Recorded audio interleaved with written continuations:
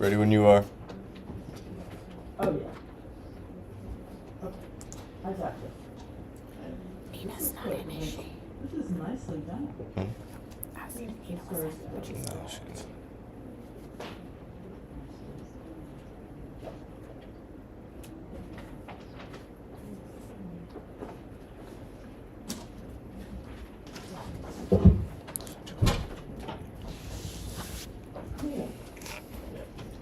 Oh, dear.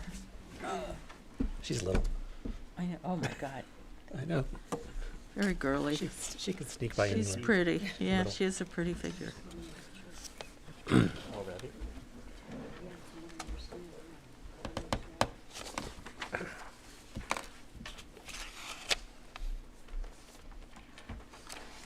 Okay. Oh, hi. There's the hot. Now your pen. Stop it. Happy New Year. Amazing glasses. I'm really overtired of it. No, I don't have to Okay, do thank that. you. Good evening, everyone. It's 6 o'clock on January 12th. I'm Mark McIntyre, Chairman of the Southampton Village Board of Architecture Review and Historic Preservation. And with me tonight are my fellow board members, Susan Stevenson, Jane Clare, Nina Edward Anker, Kathy Buxton, board member, is absent tonight. We have Quinn Profil in her place as an alternate. Also joining us are Alex Wallach, our planning director, Alice Cooley, our counsel. Jackie is doing recording secretary in the back, and Sage Certain is handling all things videography. Because we have a full board, I'm going to and we have quorum, I'm going to motion to open the January 12th meeting of the Southampton Village Board of Architecture Review and Historic Preservation. Is there a second? Second. All in favor? Aye. Aye. Okay. Before we begin tonight's agenda, I want to address the topic of the potential expansion of the village's historic districts. As we all know, it's an issue that's been in the paper. It's received significant press attention. It's been discussed in recent trustee meetings. And given that context, it feels appropriate to explain to the public where this process currently stands from this board's perspective. And I'd like to begin with a bit of a brief history. On September 9th, 2022, under then-Mayor Jesse Warren, the village unanimously adopted its comprehensive master plan following an extensive public review and public workshop process. The creation of the plan was overseen by committee chair and then trustee Bill Menger, and it should be noted that a majority of the respondents to the surveys supported increased historic preservation's efforts for older homes. Within the recommendation of the master plan under historic resources is to complete an inventory of historic assets in the village, in the community, and consider expanding the historic districts to incorporate historic resources. By code, the responsibility to do that work falls to the Architecture Review Board.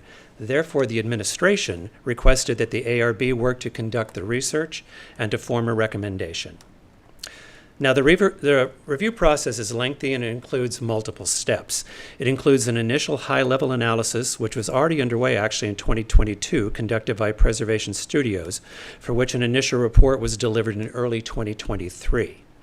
Following a public RFP process, Preservation Studios again conducted a village-wide review outside the existing historic districts to determine if there were areas with historic homes that warranted additional intensive level study.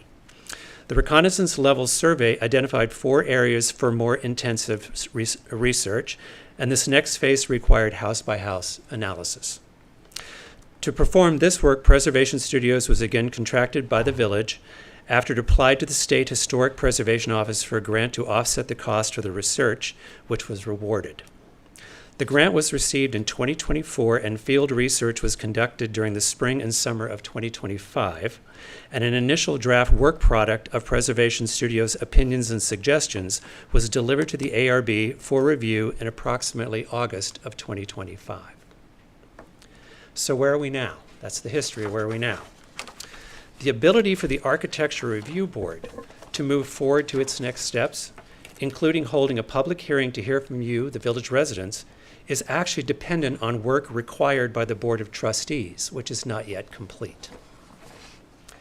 There is also a real risk that the Architecture Review Board moving prematurely could trigger a significant, unacceptable, unintended consequence for homeowners, which would be a protracted moratorium on development, which we are being very diligent to avoid as a board, which I will explain in a minute. The shift to move the authority to the Board of Trustees requires a revision to the Southampton Village Code. So Resolution 3 on last week's Board of Trustee meeting noticed a public hearing as part of its February 11th meeting to discuss the proposed code change to effectuate the authority transfer. And this resolution also authorized the Village Planning Director, Alex Wallach, to submit the proposed village code changes to SHPO, the New York State Historic Preservation Office, for comment, which is a state requirement as the Village of Southampton is a certified local government. Only after the proposed code changes are state reviewed and then adopted by the village will the authority rest with the Board of Trustees. So the next step for this board is to have a working session meeting with Preservation Studios.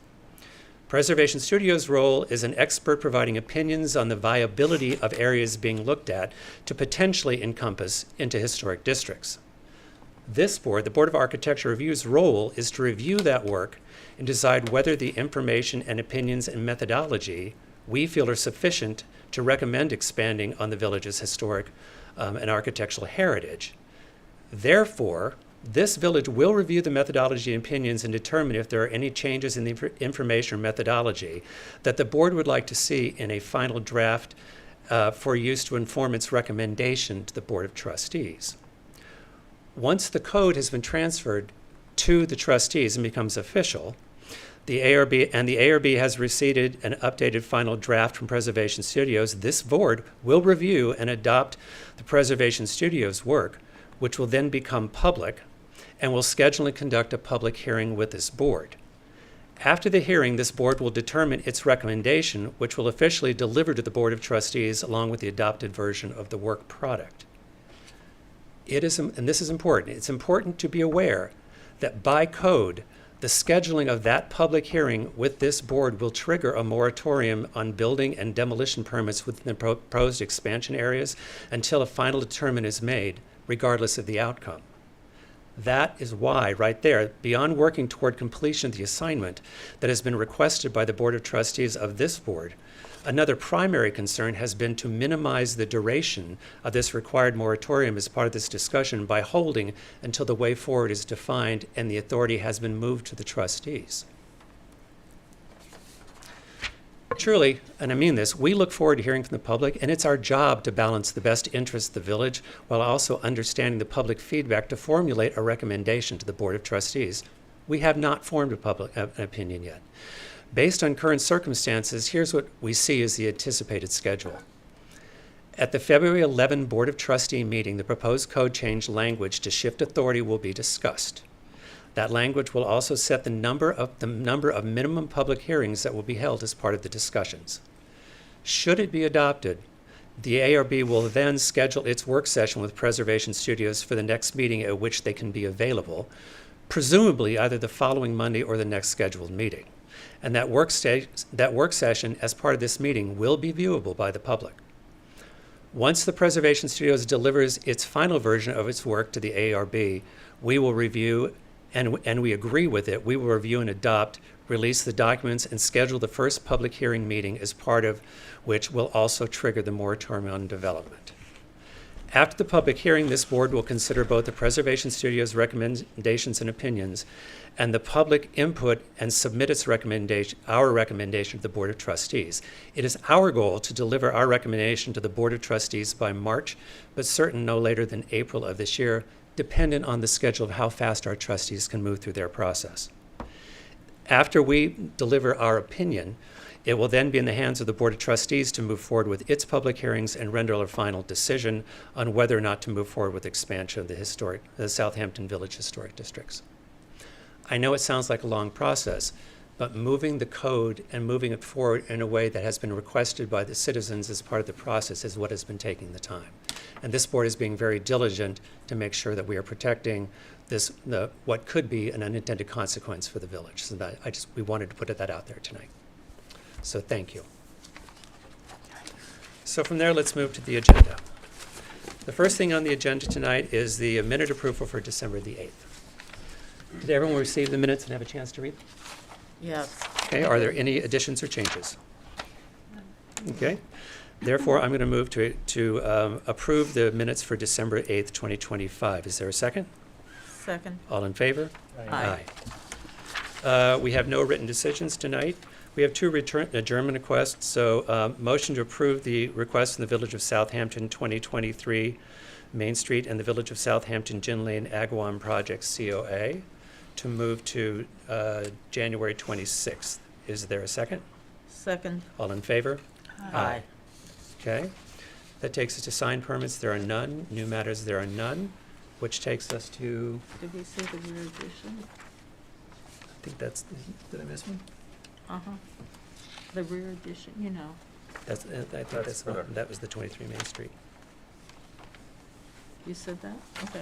Okay. I thought you were talking about, No, I think we just did them together. okay, sorry. That's okay. So that takes us to demolition evaluations. The first one is for 146 North Main Street. Hello?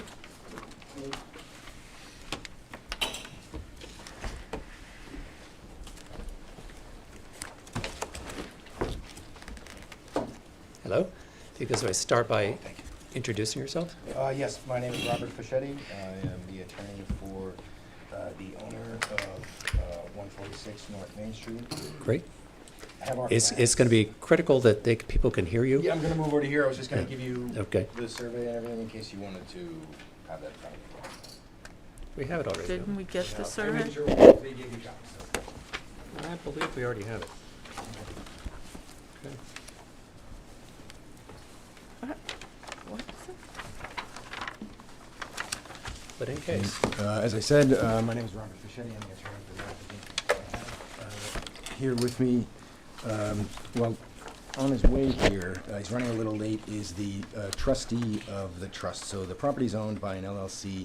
The sole member of that LLC is a trust. The trustee, Robert Howard, is running late. He was going to try to join by Zoom. I don't know if that's something we can check and see if he's... Sage, is someone raising their hand for Zoom? No, but I have Robert Howard. Oh, Yes, so... that's good. Okay.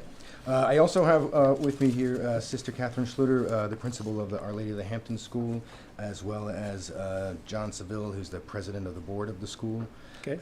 and Jessica Edge, who is the senior landscape designer at Ocean View Landscapes. Great, And I'll welcome. explain how they are involved in a moment. Okay. So the property is 146 North Main Street. It's the residence located on the east side of North Main Street, just south of the Our Lady of the Hampton School. It was constructed prior to 1902, and while we acknowledge the age of the house, after extensive research by a historian and architect and a careful inspection by a professional engineer, we do think that this building does not meet the criteria to be designated as a landmark and should be approved for demolition. In support of our application, we submitted to the board, or to the building department, a historical review and evaluation prepared by Civic Visions LP. Civic Visions is made up of Susan Niagara Snyder, a registered architect, and George Thomas, a cultural and architectural historian. That report examines, among other things, the lack of historical significance, no distinctive characteristics of type, period, or method of construction, a lack of identifiable architectural style. Indeed, so maybe the most identifiable, recognizable feature of the house is the yellow color, which was not original. It was maybe the third or fourth color of the house, not part of the original work. It's not, the house is not the work of a notable or influential designer. It's not associated with any historical personages or events. Our report includes an engineer's evaluation prepared by Stephen Lomansky, which outlines the poor initial construction, various structural failures, termite damage, moisture infiltration. He deems the building unsafe for occupancy. Basically, remediation would be impossible, would need to be rebuilt. That report also included photos. We provided a survey, a floor plan of the house. We provided, importantly, a letter of support from the owner of 140 North Main Street, which is to the south of this house. And then we also provided, and that's where we get into this part, is a preliminary plan from Ocean View Landscapes, because the intent here is, so this trust was established by the estate of Arlene Mojeski. She was a big supporter of the school. When this property became available, the trust purchased the school to be, the trust purchased the property to be used by the school. We understand that that has to go through planning board, and there's a lot of work to be done on that. This is really just step one. You know, that's really why we're here, is to get that process started. I have the folks from OLH here to answer any questions as far as going forward, but that's really what we're presenting to you. Okay. Here's where we're coming at it from. This house is not in the historic district, Correct. but it does have a blue sheet. And I will tell you, in all my years here, when people have come to us, no one's ever said, we have an old house, but it's in fine shape and we just want to tear it down. They all come in with a big, long report telling us why it couldn't possibly stand. I understand. But what I will say is, to do our job, what we do is we then turn it over to our architecture historian, which is Zach Studenroth, and we have actually turned this over to Zach and asked Zach to do his own independent study. So we have our own information to deal with, which we will compare to the work that you've done. That's not a slide against we know the Standard. firm that you've worked with. Understood. But the next step for us is to actually get that report in from Zach. And I know we asked for it, but it's not come in, and we're expecting it by the next meeting, right? I believe so, yes. Yeah. He is working on it. Yeah. So I think what we should do is understand that that's where we are. We've all read and taken into consideration everything you've delivered. We just need to wait now in our process to get the report from Zach in order to go to the next step to be able to consider it. Okay. Will we get a chance to review that report course. before the meeting? You'll get it as soon As as. soon as it's made available to the board, it'll be posted on the Dropbox. Yeah. Okay. All right. Great. And we'll notify you it's in, won't we? We typically do try and do that. Yeah. We try to also Okay. notify I'll that check it's in coming. those Yeah. as well. But you're expecting it next week, you said? No. Well, in advance of next meeting, yes. Gotcha. Okay. Yeah. So then we'll take a look at that, and then we'll take a look at what you've provided. We'll compare them, and then we'll take our decision from there. Okay. Okay? All right. And I think let's do that, and then we can talk about the land use and what you intend to do with it at that, and the landscaping at that time. Sure. That'll keep all our steps in order. All right. And- That's fair. I just want to be clear, the application you're applying for now is just for demolition. You're not applying for a certificate of appropriateness for the landscaping at this time? No, we're not applying for any approval of the landscape. Well, or there would anything. not be a It's just- certificate of wouldn't be a appropriateness. It wouldn't be a because they're certificate, not in the historic but district. yeah, nothing. We're not applying for anything to be Yeah. installed or built. Okay. That was just a preview, so you understand what the plan is. Yeah, which we understand and we thank you for. So let's make that our next step. So I'm going to open this to public comment. No. And No. don't need to? No. Okay. So then I'm just, if it's fine with you, then I'm going to motion to approve your request for an adjournment, or actually, I No, guess it's we're the board's doing request to January 26th. Okay. Okay? All right. Thank you very much. Okay, thank you. Oh, wait a minute. Do I have a second? Second. All in favor? Aye. Aye, okay. Then we'll see you then. We'll take the next Okay, step. thank you. Okay, thank you. And thank you all for it's nice to see you. Thank you for coming. Thank you. Okay, so that takes us to 30 Little Ponds? 30 Little Plains Road.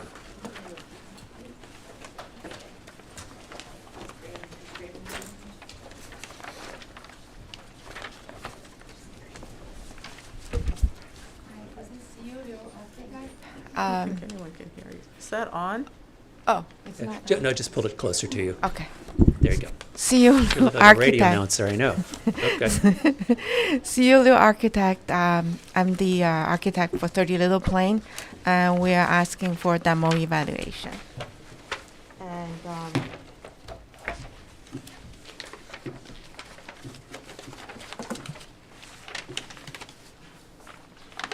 And here's the property, the setback. I mean the survey, and this is the existing house. It is O'Connor Funeral Home, and we propose to demolish it and build a new house there. This is a residential district, and this is actually a non-conforming use as a commercial building, and it doesn't meet the setback and also doesn't meet pyramid laws, and our new design would resolve those problems. Okay. Here's the interesting thing about that house. The building is located in the 1993 National Register. It's listed as the Lewis Street expansion area of the Southampton Historic District. It's a 1920s colonial revival. It's identified as a contributing building to that district. However, that designation is recognized by the state and federal levels only, not by the village. So it's interesting. As a result, a COA is not required for this. A certificate of appropriateness is not required for this building. But just because it has this weird distinction, I think we're going to ask that we send it to Zach and just have Zach take a look at it. Because our only choices right now would be to landmark the building or not landmark the building. And I think just because of the weird moment it's recognized at state and federal levels, that it behooves us to actually send it to Zach and have Zach do his report and come back and talk to us so we have all our file complete before we make a decision. Okay. Okay? Yeah. So if that works for you, then I think, have we sent this to Zach? Not yet. Okay, so we'll send it to Zach tomorrow. And why don't we adjourn this to the next meeting and hopefully we'll have that information by then. Yeah. Okay. The homeowner would really would like it to be, I'm sure. So- Okay. because it's a funeral home. Yeah, Okay, everybody so wants- I'm going to motion that we adjourn 30 Little Plains Road to at the board's request to January 26th. Is there a second? Second. All in favor? Aye. Thank you. Okay, thank you. So that takes us to public hearing, historic carryover matters. The first is Walden Manor at 16 Gin Lane.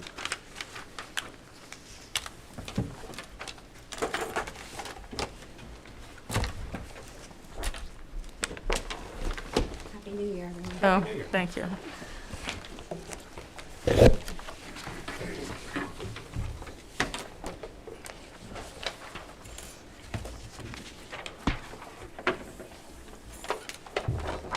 right, you should have one. You're facing the right way. Good evening, Melissa Dedovich, Peconic Environmental Associates. I'm here on behalf of Walden Manor LLC. I'm here with Kirk Lehman from AML Architecture. At our last meeting, November 10th, we were asked to go and provide some cross-sections and a line of sight for where the Jean Prouvost art installation is going to be installed and how it would affect the neighbors, and we have provided that, and Kirk will walk you through it. So basically, we created a plan and cross-section to show the kind of area around and the one neighbor who had some concerns about the installation of the Prouvost. The house in question is over 460 feet away, and there are 2 tall hedge lines and rows of trees that exist between our installation and the house on Fairley. Just up here, excuse me. So you'll see they literally have to look across this new house that was built about 10 years ago, as you know. There's a 12-foot hedge line here, another 12-foot hedge line here, a row of trees that have been planted and mature trees, in addition to the ring of trees we're doing around our installation. So the possibility of this being visible, I think, is minimal, or what they will see is going to be very obscured through the plantings.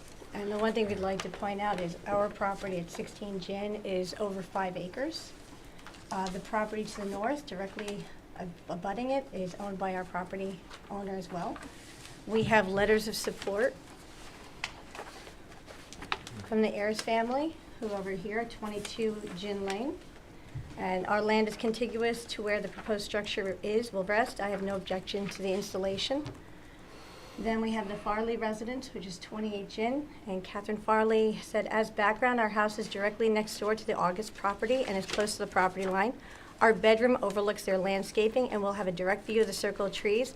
We are writing to confirm that we have no objection to the installation as described in the August application. And then we also provided 2 letters during this procedure from the Southampton Arts Center, from Christina Strausford, who's the director, executive director. And she, to just have a little section, this installation is a rare iconic sculpture that elevates our community. It is a very unique opportunity to be able to have this lasting piece of architecture in our village. Although its use has transformed, its relevance has stood the test of time. And then we also provide a letter of support from the Southampton History Museum. And we're here to address any questions that any of the board may have. Okay. Board members. Just curious, do you have any photos of the installation? We do. We provided them. They were Yes. submitted. Oh, there, sorry. Yeah. It's Well, okay. we've been given I'm some sorry, this renderings is, we at all had a, different times. I have an elevation, I just didn't get the renderings of the photos.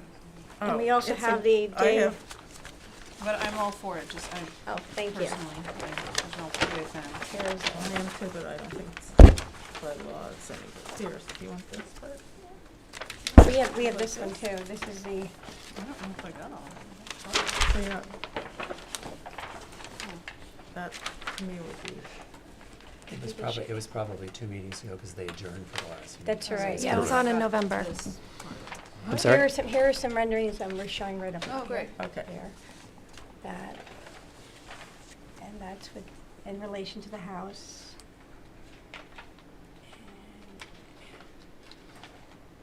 And there. Board members, other thoughts and opinions?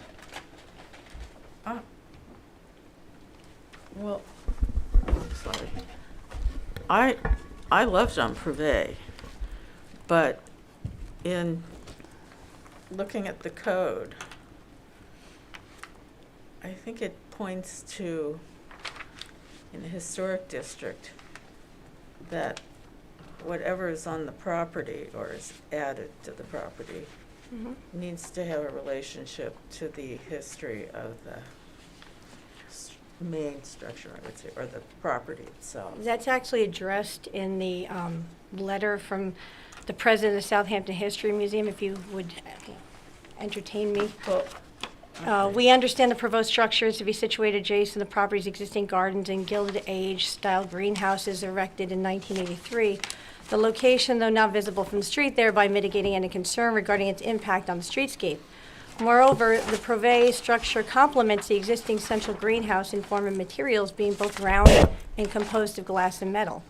Although modern in design, this particular Prouvé structure evokes an older aesthetic of metal and glass historic greenhouses, palm houses, and conservatories, which were a common feature of the Gilded Age American country house estates.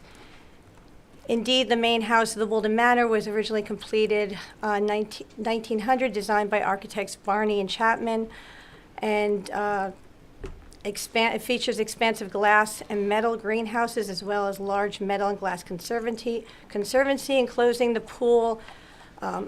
They mentioned the Woolden Manor pool house, which unfortunately had been destroyed by the hurricane of 1938. Coupled with its thoughtful siting within the private landscape setting, the Prouvé structure will integrate harmoniously without intrusion, echoing early architectural structures of metal and glass at Woolden Manor. In all honesty, that's a lot of opinion in there. yeah. I understand, Um, but Where are the dates? Yeah. That, I don't agree with that, actually. You know, we don't have to agree with they So, don't, that. and Yeah, go ahead. And I do think, I mean, I was actually surprised in sort of what I thought was the strict explanation from the code that, because this is considered a building because it has a roof. It's not a folly, it's not any, it's an actual building, that when you add a building, that it has to have a relationship in terms of the historic time. And I don't agree with what you read, so I guess that's where the argument would come. well, I was speaking to Chris Talbot, Okay, and he, but, you know, I'm right now, sorry. that doesn't matter. Okay. Let's get all the board's opinions. Sure. Okay. I find it a real conundrum. I'm looking at this picture here and seeing that this was on the property at one point. It seems to have a similar relationship as that. Can you tell us what what is structure that? you're referencing? I'm sorry. That was the That- original. That's The to the, that original was to the pool west of the house. main The original house. And pool house? this is attached to the Historic Museum letter. Okay.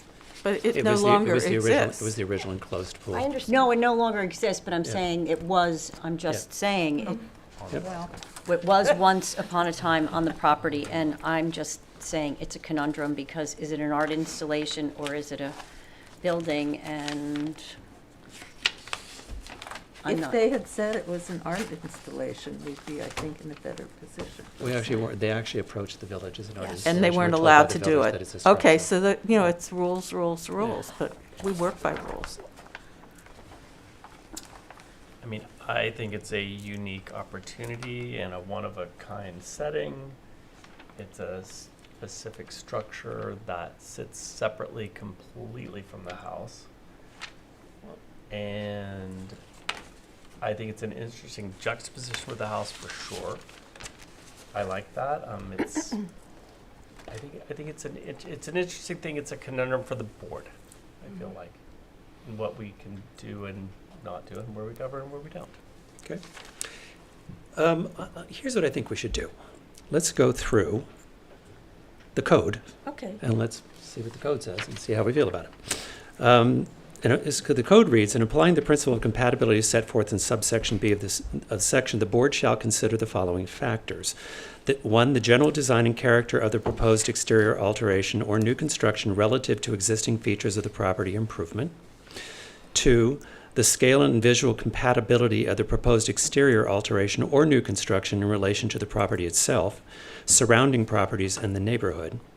3, texture, color, and materials, and the relation to similar features of the property and other properties in the neighborhood. Visual compatibility with surrounding properties, including proportion of the property's facade, proportion and arrangement of windows and other openings within the facade, roof shape, and the rhythm of spacing of properties on streets, including setback. And 5, the importance of historic physical and visual features to the significance of the property. This is a highly unusual situation, and we are fortunate to have this conundrum in Southampton because we don't often get presented opportunities like this. Because the other thing from my standpoint, and let's talk about this, I also read section D, which says, in approving an application for the certificate of appropriateness, the Board of Architecture Review shall find that the building or structure for which the permit was requested, if erected or altered, yada yada, would be consistent with the spirit and intent of this chapter, would not be visually offensive or inappropriate by reason of poor quality or exterior design, monotonous similarity, or visual discord in relation to the sites or surroundings, would not mar the appearance of the area, would not impair the use, enjoyment, and desirability, or reduce the values of property in the area, would not be detrimental to the character of the neighborhood, would not prevent an appropriate development and utilization of the site on adjacent lands, and would not adversely affect the functioning, economic stability, prosperity, health, safety, and general welfare of the community. I think you'd be hard-pressed to say that this structure would Do any of those. do any of those things. And part of me is the age. It's not a new structure. It's a historic structure that's for an internationally recognized architect that can be brought into the village for the enjoyment of the homeowner. And the homeowner, at first I had a little issue with the homeowner wanting to make it into a public museum. So, but you tell me you won't, but I have people that I know they've had discussions with the museums about what they're going to do together in the structure. So there's that. But, part of me feels like it is a complete anomaly for what we normally see. And when I take into consideration the support that you have from the neighbors and an opportunity which is really unique to the village, and I take into consideration D, I think that it probably doesn't fit into a couple of, maybe 3 of the 5 points that we have to consider, but I think 2 of them it could fit into in its appropriateness, in its history, and in its architectural value. Therefore, from my standpoint, I would be inclined to probably approve it. Anyone have other comments? No, we have to go to public comment. So, do we have any public comments? Wow. That is a surprise. If it's helpful, there's also some guidelines in our design guidelines that reference outbuildings that I can read. There's a brief section. But read here, them. can I just, I was talking to Chris Talbot about this Actually, on Friday. you can't. Just give me a minute here because Oh, we're debating. Give me a minute. Go ahead. Wait, do you want me to read that Yeah. section? So there's, on page 70 of our design guidelines for the historic buildings, it talks about outbuildings. It says the construction of new outbuildings such as pool houses, garages, sheds, gatehouses, and secondary living quarters can either have a beneficial or deleterious effect on historic character of the main house and its surroundings. In addition to the design features listed above, new outbuildings should generally adhere to the principle that they are secondary structures and should never overwhelm the main building or call overt attention to themselves. Thus, new buildings should be generally located to the rear of the main building or at a less conspicuous location. And it references the other design guidelines that are in our, design principles that are in our guidelines that you're familiar with in terms of massing and scale. In this case, it couldn't be the rear because that would be the ocean. But But- given 250 feet, it's, I know, I'm kidding. But so that's where I'm coming down on it. We have no comments from the public.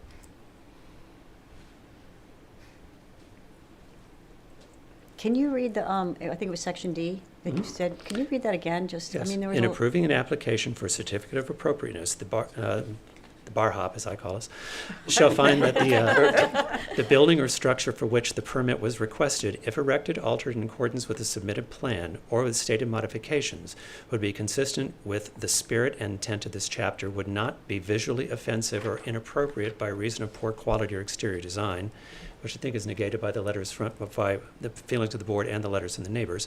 Monotonous similarity, or is certainly not that, or visual discord in relation to the sites or surroundings would not mar the appearance of that area, would not impair the use, enjoyment, and desirability, or reduce the values of properties in the area, would not be detrimental to the character of the neighborhood, would not prevent an appropriate development and utilization of the site of adjacent lands, and would not adversely affect the functioning economic stability, prosperity, health, safety, and the general welfare of the community. I think this, in fact, does the opposite of that. And I think it, in the strictest of guidelines, if you brought this as a new structure, we would turn it down because it violates a lot of things that we would do. But I think it's a very extremely unique opportunity for the village, and I find in the amount of land of which it's falling, and I find it additive more than I find it detrimental to the code of the village, is my opinion. So with that, would you like us to vote? Well, I was just going to say that Chris Talbot actually felt bad because he knows for bringing over this historic structure and everything. I wish I could just say it was an art installation, because there are many pieces of art that have been installed in the historic district that don't have to get certificate of appropriatenesses.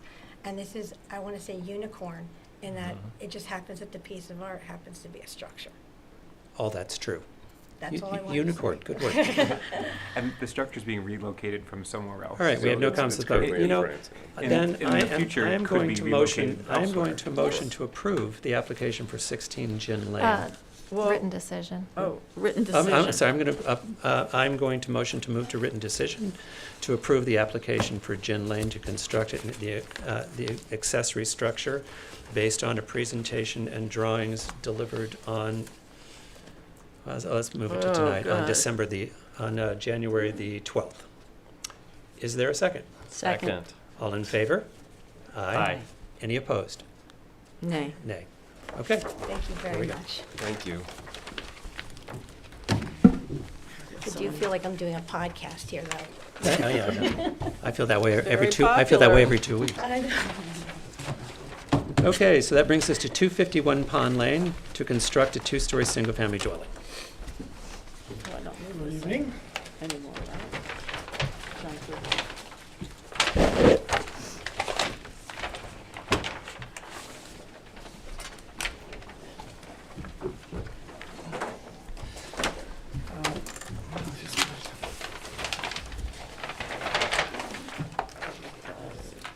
My name is Pablo Jendretsky Design Consultants. I'm here to, in response to the... Do me a favor and pull that mic closer to you. Thank you. There you go. Here to present drawings revised based on our December 8th hearing. Okay. So I'm just going to go elevation by elevation and point out to the... Okay. You can pick them up, Sage. Okay, go ahead, sir. South elevation, the comments from the last meeting were the excessive number of exterior lanterns. So we reduced them to basically 2, which are under the roof of the porch. Then we eliminated the little tiny dormer above the window in the garage, which was another one of the comments. I have a question about that. Yeah. Did you eliminate it? Because you dropped off 2 sets of drawings, and I have one on January 12th, and the rendering you have on January 12th still has it there. That's back. Isn't that what we're talking about? No, Over we're the talking garage? about- I think we're in the front now. Yeah, The we're south in the elevation. south elevation. Oh, okay, I'm But sorry. You're gonna get your chance. Yeah, okay. So, yeah, you can see, it's basically the one This. above the. Sorry, I heard over the Okay, garage. okay. Okay. All right, going back to the east elevation, Here we go. the comments were mainly the balcony, the floating balcony above the carport. That was eliminated and replaced with an open pergola and columns. Basically to respond to the comment that there was no real architectural precedent in the area where balconies are cantilevered, floating. And then there was a comment about the skylight, which was, the suggestion was that instead of a skylight, we could have a roof window. So we replaced it with a roof window. The length of the window basically catches the den and 2 bathrooms on the 2 ends. That's why it feels a little wider. Then going to the north elevation,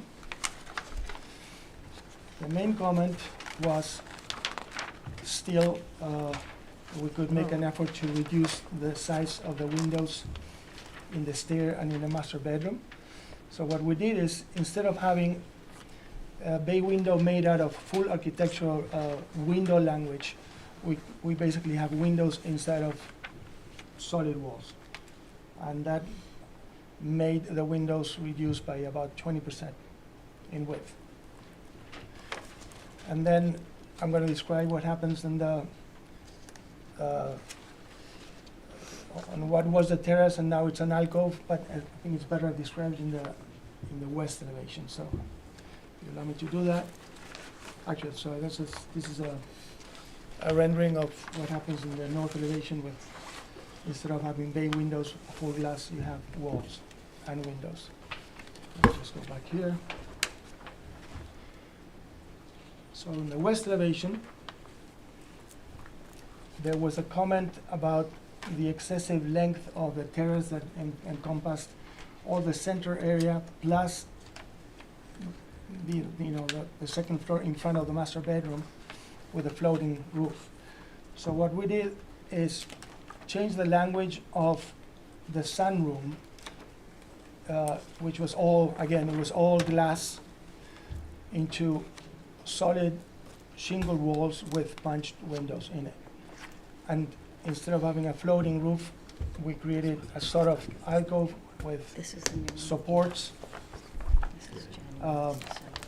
And the goal of all of this was to also make the long terrace in the center, which is about 38 feet long, wide, more contained and not continuous all the way to the end of the building. And then one last tweak we did here was a comment about how the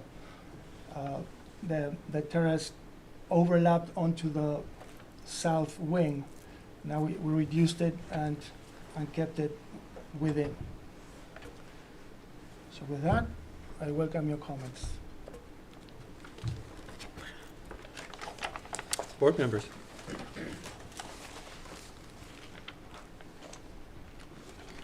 I just can't.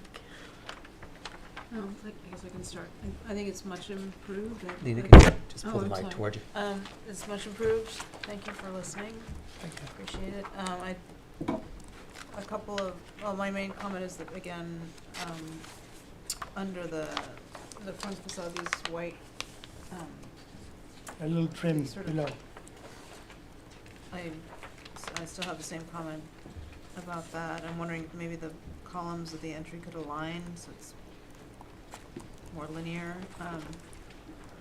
But oh, yeah, that would be my main comment for those, that facade of the south elevation. And then for the north elevation, I think somehow the rhythm and symmetry of the facade would be improved if this was smaller, and this also might be causing a bit of light pollution, this longer window here. I mean, So it became symmetry. smaller than we had before. You're right, I just, if they were the same size, I think it would be very rhythmic and symmetrical and proportionate facade. Personally, that's just mine. But What otherwise, page I are you think- on, Nina? Sorry? What page are you on? I'm on the north elevation.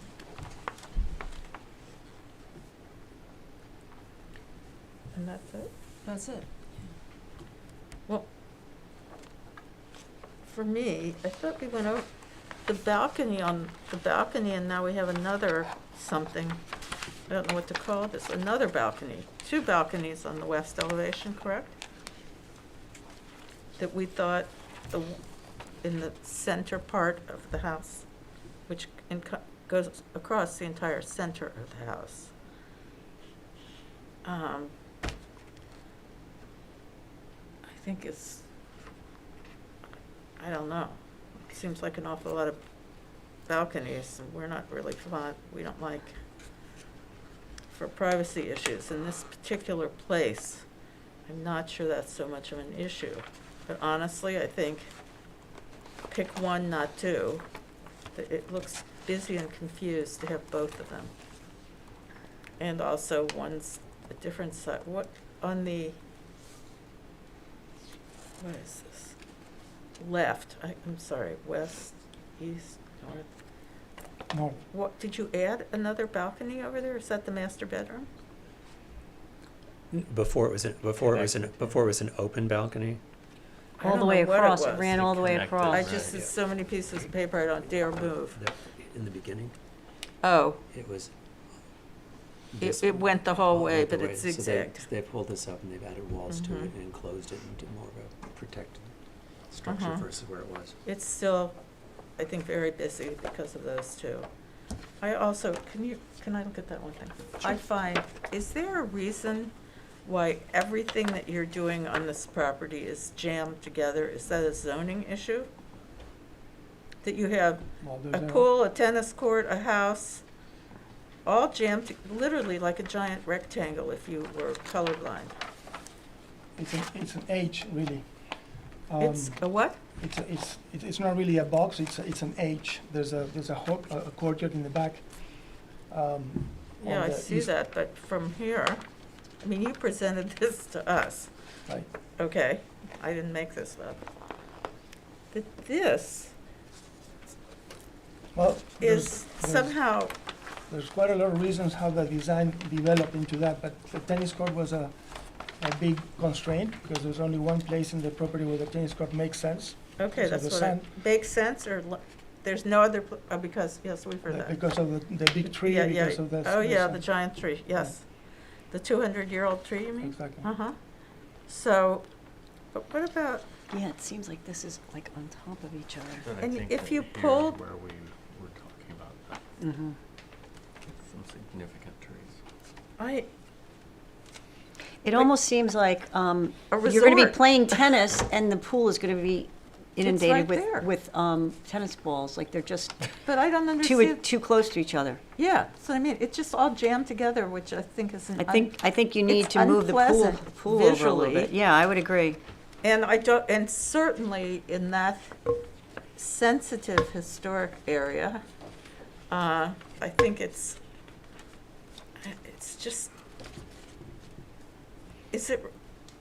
for me, I just don't understand it, actually. You feel that the location of the various elements next to each other are very tight.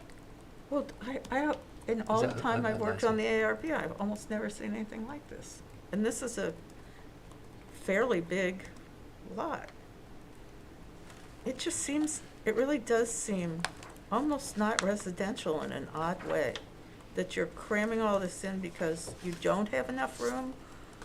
I don't understand it, I really don't, and I don't think it's pleasing. It's the, if the tennis court weren't there, I could understand it. But by jamming that in there, I find it, I don't know what words to use to describe it. It's like squished together. For, I understand reasons that have to do with use, but that's not what we do. So the question is,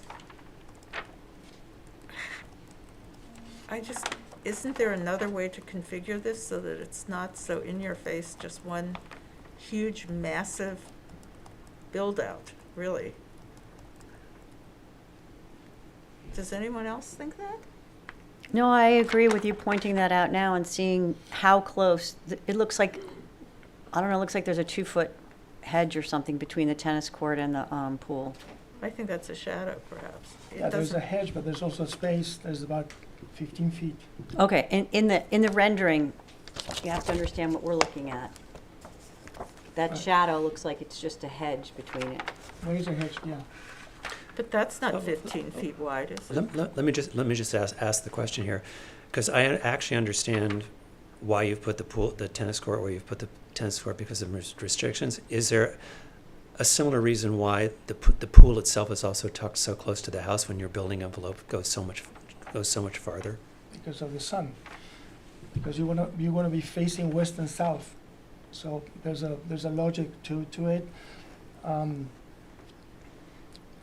It also the way it works is there's a hedge on purpose, and the tennis court is sunken. So there's a distance psychologically between them. When you're in the pool, you're in the pool. When you're in the tennis court, you're in the tennis court. And even if they're close, you're not leaving them in the tightness as the rendering shows.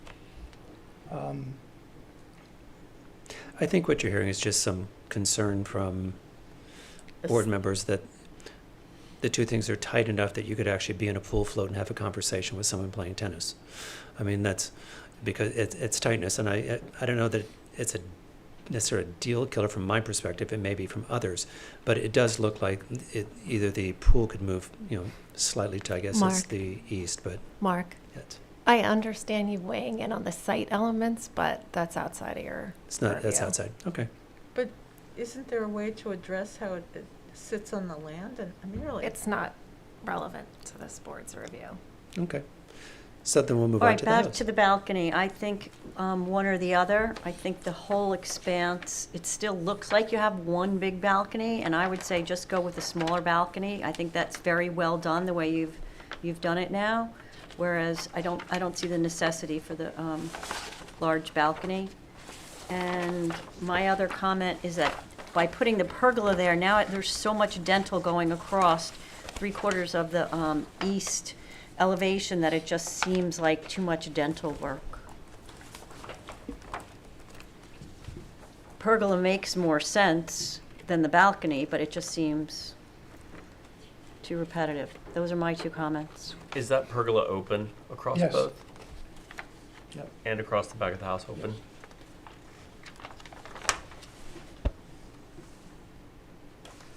Big improvement for the window. The skylight looks much better. Yes, and the reduction of light fixtures was a big change too. I think that looks a lot better. I agree with Nina. I think there's something really oddly distracting about the way the sort of, I'm going to say bay window, if you will, pop out and have the trim across the molding that's not consistent around the whole house, that it looks like it's like it bounces around in elevation on every different elevation is different.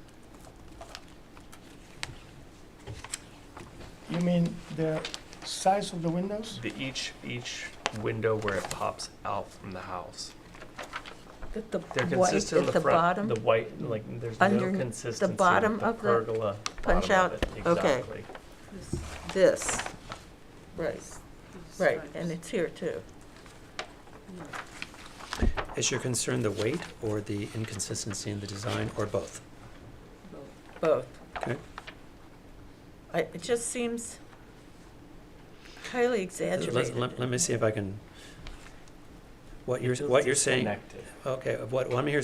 Let me see. What I'm hearing is on the north elevation, the fact that your what is the stairwell is at a different depth, or depth than the over the door, is not symmetrical and jarring, and because the trim detail on the bottom of those 2 bump outs differs from the trim detail on the same 2 on the south elevation, and in all cases, all of it feels too heavy.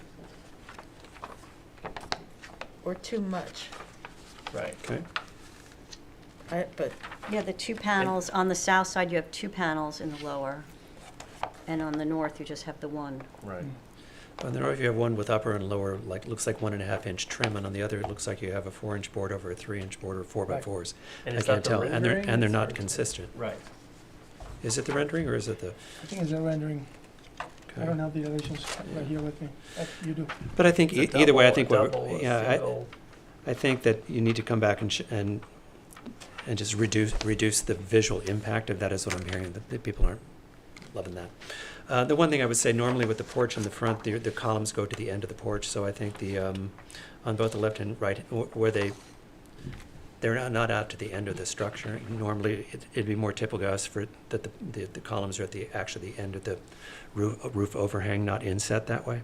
Mhm.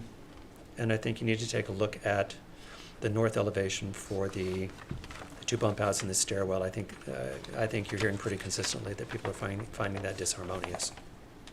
So can you repeat the last thing? That you're talking about the two windows Yes, being different? North elevation. that the North depth, elevation. yeah, that the depths are different. You mean the depth? Oh, the Yeah, height. Height, sorry, height. Well, the the heights height are has to be different because we're responding to what's in the house. This is a stair atrium. Nothing has to be. But then there's also a window in the stair atrium that's below grade that drops down into the stairwell that's behind the bushes Right. that you can't see in the rendering. Right. So that's a completely different window that's set back. Correct. But I mean, part of the point of having these windows come out was to break the mass and making windows for different rooms that have different functions identical forced didn't feel natural. It feels more natural to give it a dynamic feel, even if they're different. There's the same language, and they respond to what's inside of the house. So to us, that made more sense than trying to make these two windows the same. Having a window in the stair I of the think, same height as in the bedroom. I hear you, but I think you're hearing pretty consistently from several members of the board that they're not finding it harmonious and appropriate. So I think your job would be to go back and figure out a different solution to it that this board would feel would be more appropriate. If it weren't so, if it didn't have the white detailing on the lower part of it, Right. wouldn't that just solve the problem? Perhaps. Because I don't know what that does. Can I ask you a question about you just commented about the columns on the front porch? Hmm? Like if those were, like you were saying that the columns would extend out here, right? No, it just Typically in a more. It'd go to right here. Right. Yeah, and here.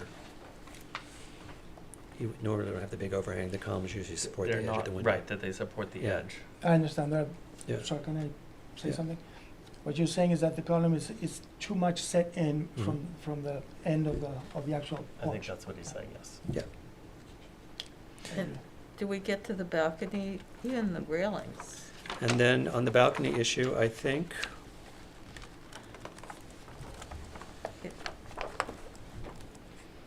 I don't know, I don't know. everybody's sort of waiting, everyone just tell us what your opinions are on the balcony, because I think we need to give them some very fair feedback here. I would tell you that from my perspective, that the enclosing of the balcony that was over the master bedroom and putting up the columns and giving it its own personality was better than the floating roof that over an open terrace. So I actually think by defining it, it actually helps there. And if you look at, I guess my point, if you look at the column spacing below the balcony in the back, see how the columns come out to the edge. That's what I'd like to see in the front for consistency. And the fact that they've made the balcony smaller and from where this faces, because is that the angle that faces toward that faces over the property toward the lake? No, the opposite. It's the opposite. It faces the other way. Okay. Faces west. Okay. Yeah, I Um, agree. This balcony over the master is just much more successful by enclosing it so that you don't have the railing going all the way along the front of the house. It's much more successful. And what about the other balcony? I don't see the necessity of that. Well, they want to cover the bottom, first floor, right? Because it's a seating area. Yeah. So I just don't know if it's the monotonous railings, you know, because the spacing appears to be the same. I don't know, it just seems awkward. I can't explain, I wouldn't know what to do, actually. What are the on the very sides that looks like it's a, it doesn't look wood any long, it doesn't look white any longer on either side of the,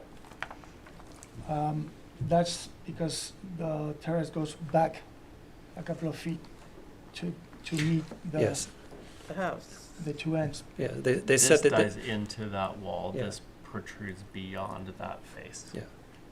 Like oh, by oh, okay. a couple of feet. I don't know. This one I just don't think it's anywhere near as successful, and I don't know Well, they I can't mean, the do one it thing twice. about that balcony is that it's looking into their own grasslands and they're, you know, looking at the landscape. What's your opinion on the balcony? I agree with you. I think it was much more successful when it's closed in like that. And they don't bother me that it's two and that they're looking at their own property. You know, the ones, And for also me, if this you is look not a at deal the- killer. For me, Right. where I find the inconsistencies, you see the railing that you have over in the enclosed. The rails go down. You have the top, you have the pickets, and then you have the bottom. You've added, instead of being a consistent, the rail on the other side also has the series of boards at the bottom of it that are open.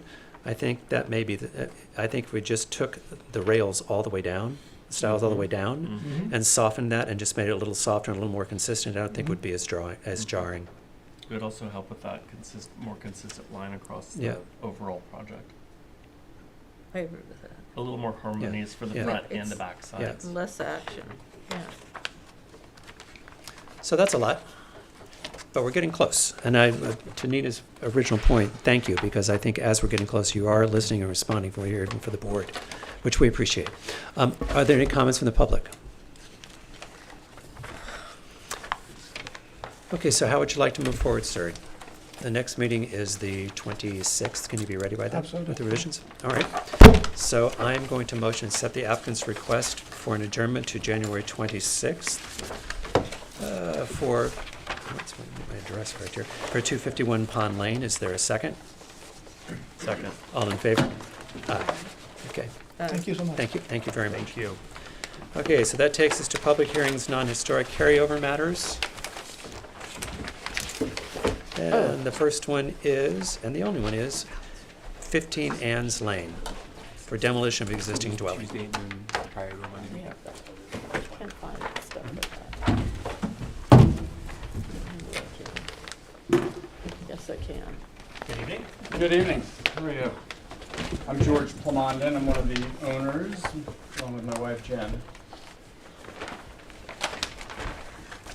Jim McChesney is our architect. He might Okay, be on Zoom. I'm gonna ask you though, Oh, they have to be able to mic. hear you at home, so if you'll make that microphone your friend, that'd be great. Thank you. Okay. My name is George Plamondon. My wife Jen and I own the 15 Ann's Lane. Jim McChesney is the architect. He may be on Zoom. I'm not sure. Okay. This is round two. I think I can walk us through it. Okay.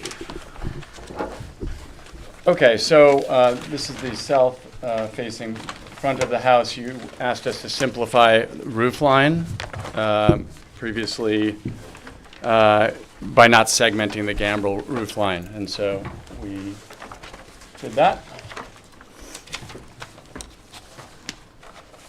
Okay. I'll point this out because it's sort of the next order of business, the balcony. You guys had asked us to make it smaller. It was 13 by 26. We reduced the size to 9 by 18. I'm going to skip ahead to that. Come back. Or did I miss the page? Oh, it's right here, sorry. This. And it's also sunken into the roof, so that should make it more discreet. You asked for photos of the perspective from where it will be built. So we can see the neighbors. You can see this and then the reverse perspective here. We have tall hedges, big trees that will remain, and in the summer, this tree over here is very full, so there's a lot of privacy between the properties. And their house over there, that's above their garage, if that's relevant. Okay. Those are the changes? And they got And- rid of the little 2011 camera. And on the, Yes. on the north side of the house, you asked us to eliminate the attic dormers, which we did. We also reduced the metal roof, which was a comment. We took a stretch of it away there. So we reduced that. Well, could you just point that out one more time? Where it was larger. The roof? Yeah, Uh, the metal part. Yeah, so the metal is in front here on this extension out toward the pool. And then there was another section of, Right. of it all the way there Oh, that we yeah. got rid of based It's like a on pepper roof your up there they suggestion. took off, yeah. And the color of that? The color is cedar shingle The and, metal. It's dark bronze. oh, the roof is bronze, yeah. Hello. Oh, hey, Jim. Yes, hello. Do you want to do me a favor, Jim, and introduce yourself? Yes, hi, it's Jim McChesney. I'm the architect for the project. Great, thank you. And Now we have you on record. Thank you. thank you. Okay. I have a question. I'm not sure. This one page doesn't seem to be labeled. That's the previous, That's the original. that's the Okay, previous is- rendering. And is this still open here? Like, No, No, that's. Okay. it's not, sorry. Yeah. That's the, okay, so What are these? 22nd I of don't know why I December. don't have Yeah, we're the looking. newer one. we don't have an updated rendering, just the designs. Oh, okay, Sorry okay. about that. Yeah, they're- There's they're no just change in double color lines. or aesthetic. Okay. And then there's, in the front of the house, it's shingles, and is there any other material used? Why do I think there is? It's like board and Under batten. the Oh, porch, board there's the and white Batten board. Going across Yeah. the, yeah. Which is Like what bo- is color? it- It's board. White. It's white. White. But, and then there's shingle, the shingles are natural on the house? Correct. Size? Correct. Yeah, right, Yes. yeah. But the front of the house, oh, it does have exposure of metal roof This just doesn't seem to for the, I don't know what that is, on It's the, it's that room in the back that's North heading or out. to south? the- Yeah, it's a living room, so that is set back. It is set back to, it's in the northwest corner of the house. Right. Well, this is all I have. This is from November. I find that, well, I don't like This metal is roofs, the only everyone knows that, but Rendering I to just have, I don't know what the point of emphasizing it, or, Okay, so what's the difference how here? far back is it? From, That away. from the all main the way. facade? So this is the metal roof. Do you know? There's I no can take a numbers look at on it. it. I can tell you. I can tell you. It's more than 20 feet. Yeah. It's Oh, not- okay, It's- Here's the front. Yeah, Here's it's what more you- than What that. you're seeing is back here. right, I think Here's it's, the front. it's- okay, way back. thank you. Yeah. Cool, thank you.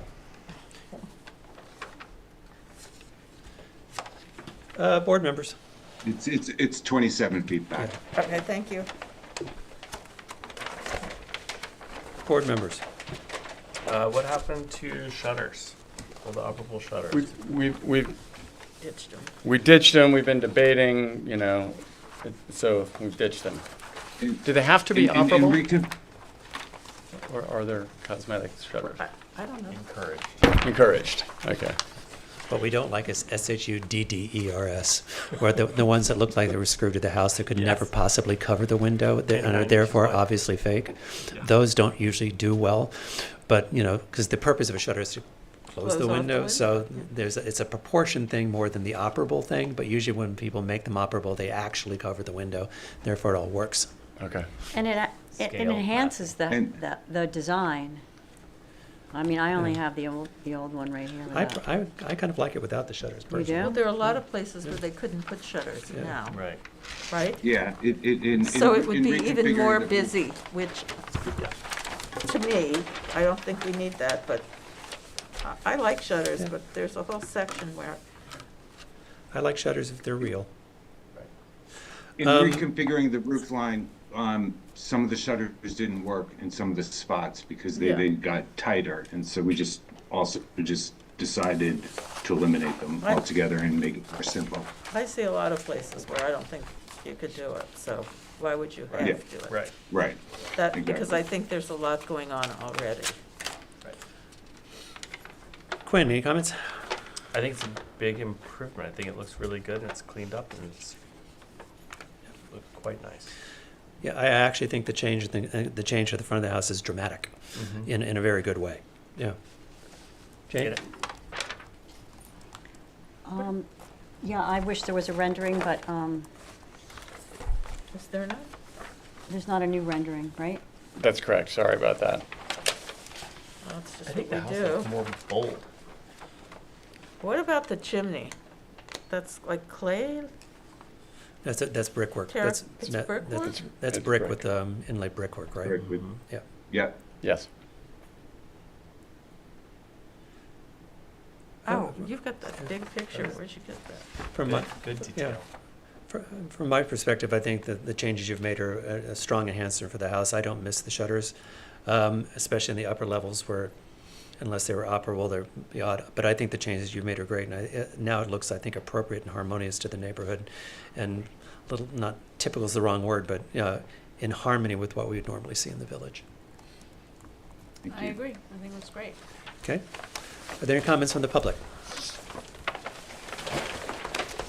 Okay. Then with that, I'm going to motion to approve the application for 15 Ann's Lane based on drawings dated December, stamped in on December 23rd, 2025. Is there a second? Yeah. All in favor? Aye. Any opposed? Yep. There you go. Thank you. Thank you. Thank you. Thank you. Hey, Jen. Thank you. Okay, so that takes us to new matters. Before we get to new matters, I think I'm going to go slightly out of order for a minute. We have one gate application tonight, correct? Yes, Yes. Miss Guy. Oh, wait. Is did he here? leave? Yeah. Oh, Are you there he here? is. Hi. Ladies and gentlemen, this gentleman comes in and sits to the end of every Every meeting that we time. do, every single time, and he drives on far. up. So as a favor tonight, I'm moving you up, because I think you come every single meeting, and we make you wait till the end, and we're not going to do that tonight. So do you have the affidavits, and are they in order? Thanks, Feels Rosa. great. And, Thank you. Oh, yeah. yes, if you'll introduce yourself. Good night, everybody. This is Ramon from Halcon Gate and Fence in Okay. East Hampton. And just let me call this is an application for gate application for 437 Hill Street. And if you'll pull that microphone very close to you, my friend. This is Ramon from Halcon Gate and Fence in East Hampton, and I'm applying for the owner over 437 Hills Street to get a construction gate. How tall is it? Okay. 17. What's the name of it? Okay, if you'll just take us through the gate, its color and its construction. The color is going to be white, and the material is going to be ASAC, and the columns going to be brick columns. And where is is it just Keep the up? guts, the electric part? I don't know what you call it, sorry. No worries. The automation, Is from We- phones? the keypad we're going to install in the column or next to the column. Okay, in the in the It column, would in the have to be in brick the column. column? It'd have to be in the Looks column. better, yeah. Okay. Yeah. And how far back does this gate sit from the street? Because we're on a flag lot here, that's what I'm asking. Here. It's going to be So you're at the front of this lawn. 35. You're at the front of this, you're back farther. Okay. 35 foot from Okay. the road. Okay. All right. Looks to me like you passed the 40% transparency. There's no light fixtures on top. Yeah, The columns are brick, and what color are the brick columns? red. Red? Yeah. Yeah. Red natural brick. Red natural. Okay. Right. And the cap on that is stone? Blue stone. Blue stone, okay. Yeah. Board members, any questions, comments? Yeah, it's pretty traditional, wouldn't you say? Yeah. That's good. Any signage or lettering? Or is it gonna be a stake? No. No. None, okay. From what I know, no. Are there any comments from the public? Okay. So with that, then I'm going to motion to approve the gate application. decision. To Written. move to written decision. The gate application for 437 Hill Street based on drawings presented on January the 12th. Is there a second? Second. All in favor? Aye. Aye. Have a good night, my friend. Thank you. And thank you for your Thank you so patience much. with this No, every no. single meeting. We appreciate it. Thank you, everybody. Okay, so that takes us to new matters. The first one is 96 Edward Lane. Do you have the affidavits and are they in order? Yes and yes. Okay. Is Brian on the line for this? Brian, are you coming in by Zoom?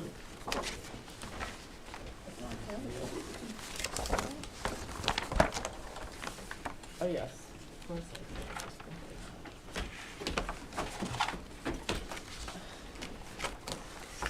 Now I find Ann's Lane in the wrong folder. I'm gonna have to talk to your organizer. I know, that's me. Brian, are you there? It always takes a while.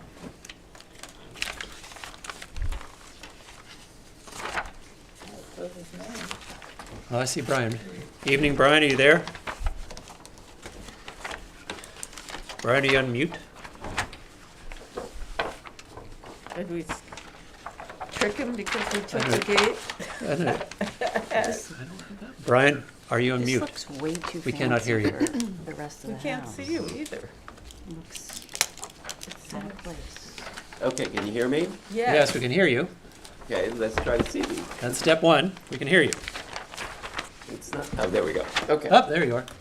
Hello, I am Brian Brady. I'm the architect for the project. And allow me to share my screen.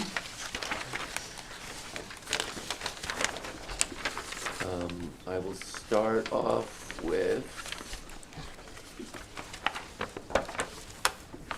let's see if we can get this stuff. All right, here is the survey of the property. Edward Lane is here. It is a one-story ranch house, very similar to the original ranch houses that were in this development. All we're doing to this is adding a simple addition to this side of the property. It's basically 5 feet by, 6 feet by 22 feet, and adding a new front porch entrance. Brian, do you know the answer? Is this the house that we approved the porch addition just like 2 years ago? 2 years ago, we did an addition off the back. Not 2 years ago, it was longer than that, maybe Okay. 8. All right. Yeah. I feel like the porch. Okay, go ahead. Sorry. Yeah. So basically, this is what's existing here in the lower section, and this is what we're doing. You can see that this end of the house grows by 6 feet, and we are moving the entrance over to here and adding a portico on the entrance. Sorry. Okay. Okay. Here's a rendering of what it will look like. This is what the house looks like now. I have some pictures here of it existing, so you can see it's basically not changing in any material or color or anything like that. This is the new entrance, and this is the new addition that's coming in. And then we have a rendering of the rear of the property, basically, showing how it grew by the 6 feet on this side, but all of this is existing.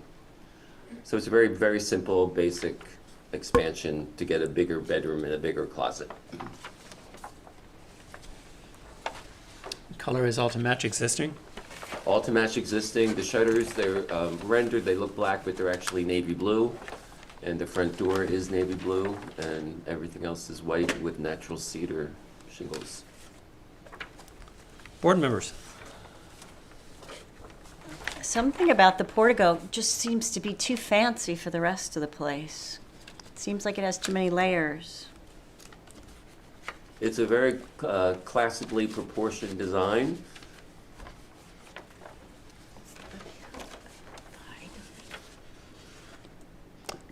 Other board members, comments? I find the height of it. I realize you have the door, Whoop. goes Oh, all the way. Are we going into your Zoom call? No, Move the I was top- trying to bring up the top- elevation to make it easier to see. All right, I can see it. Would that help? No.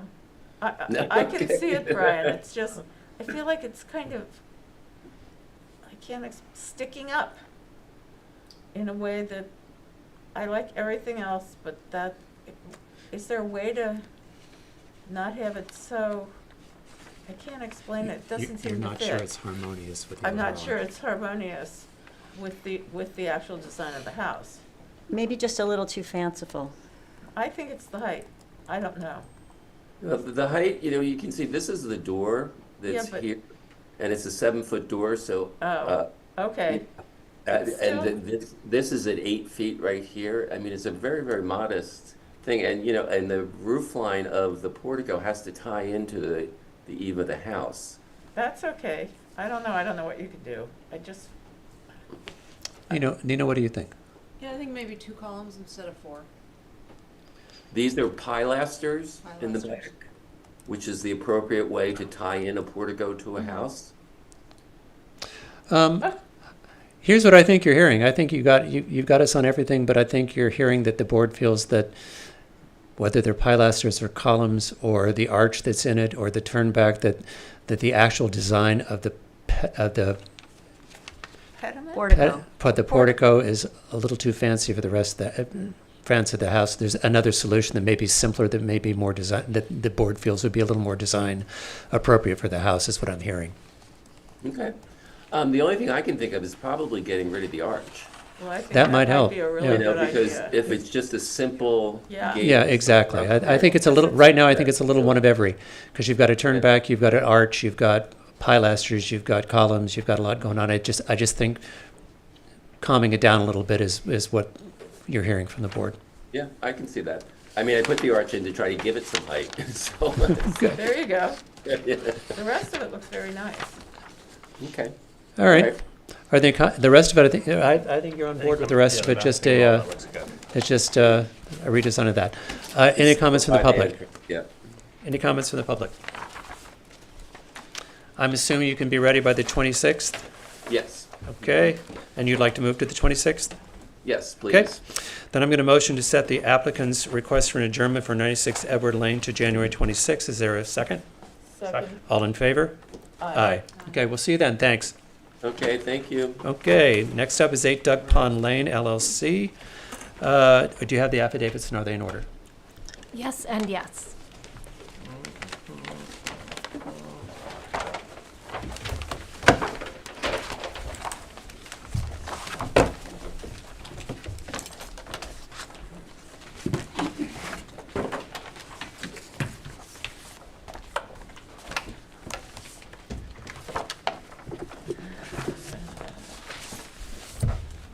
Evening. Good evening.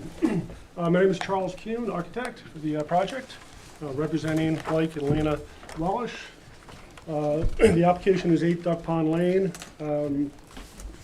So this is an application that we are. Okay, I need to get friendly. There you go. We all have to be radio announcers how's in that here so sound? they can hear you at home. Yes, thank you. So this application, we are going to be demoing an existing house. So I'd like the board first to consider the demolition of the existing house. The existing house was built in 1985. It's had several additions throughout the course of time. 86 and 88, there was a pool and a pool gazebo. And then beyond that, there were some minor additions and alterations to the house. We don't believe the house is historical in any way. Falls out of the historical boundaries. So we would certainly request the board's consideration for demolition. Would you like to start with the demo, Val? That would be great. Okay, one more time on the build year? 1985. Okay, so it's outside of what we would consider a period of significance. The question before the board then is there anything about this house for which you would consider landmarking? No. No. Okay. No, Then- but don't just throw it away. Like, let somebody come and take some of the parts away so that it's not just wasted. Oh, the builder does dismantle the house. They try to salvage what they That's can. not up to us. Appliances are, sold and given away, so no, we try not to. In other words, as much as possible, save the environment. Okay. It's always a nice thought. Okay.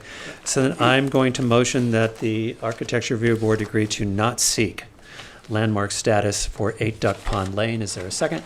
Second. All in favor? Aye. Aye. Okay, let's move on. Great, so, all right, so the proposal is for a new two-story, single-family dwelling, along with a pool house, a tennis court, and driveway gates. So, starting with the proposed dwelling, so we do have renderings here. The front of the house, we are trying to go with a more traditional feel for the neighborhood. This is an R20 zone, 2-acre zoning. A lot of, I'm going to say recent builds in the neighborhood. So this is sort of a style that seems to be very prevalent, for this area.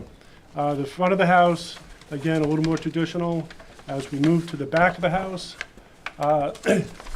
we did sort of ramp up the more contemporary feel of the house a little. One of the main design elements of the house and the property or my clients were in a house that was actually directly across the street, a little to the east. One thing they fell in love with that house was when you walk into the house, there's a 2-story family room.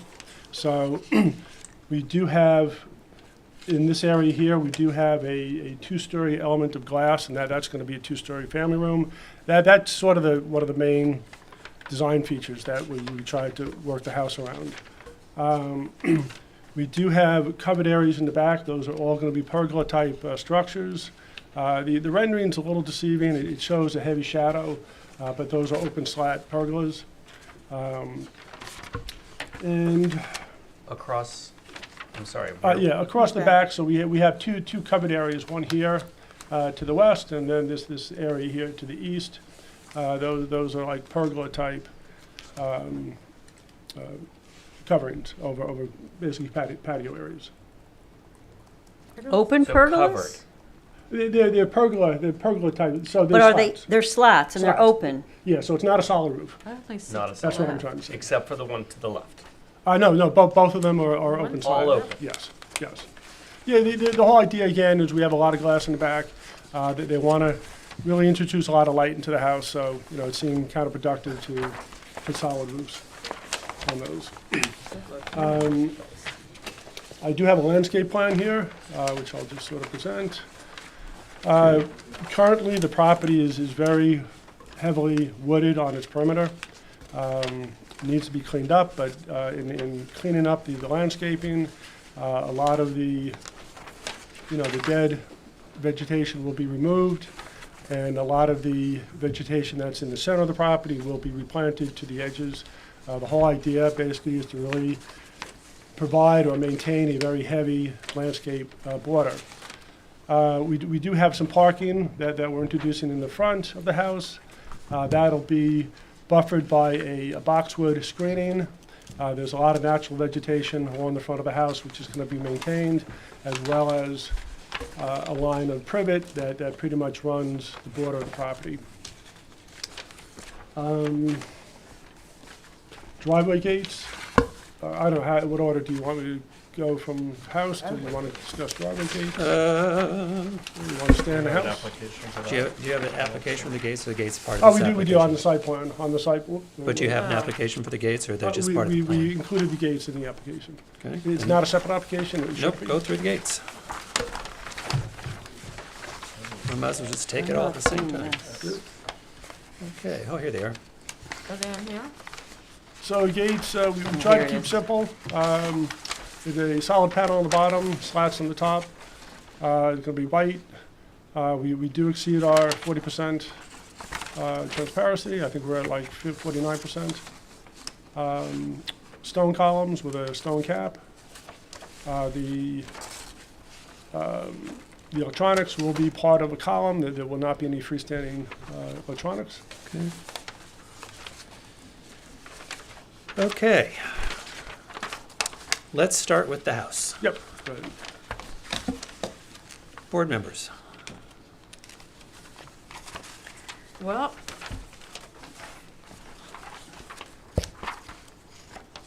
I think it's sort of, I always like to be simplified.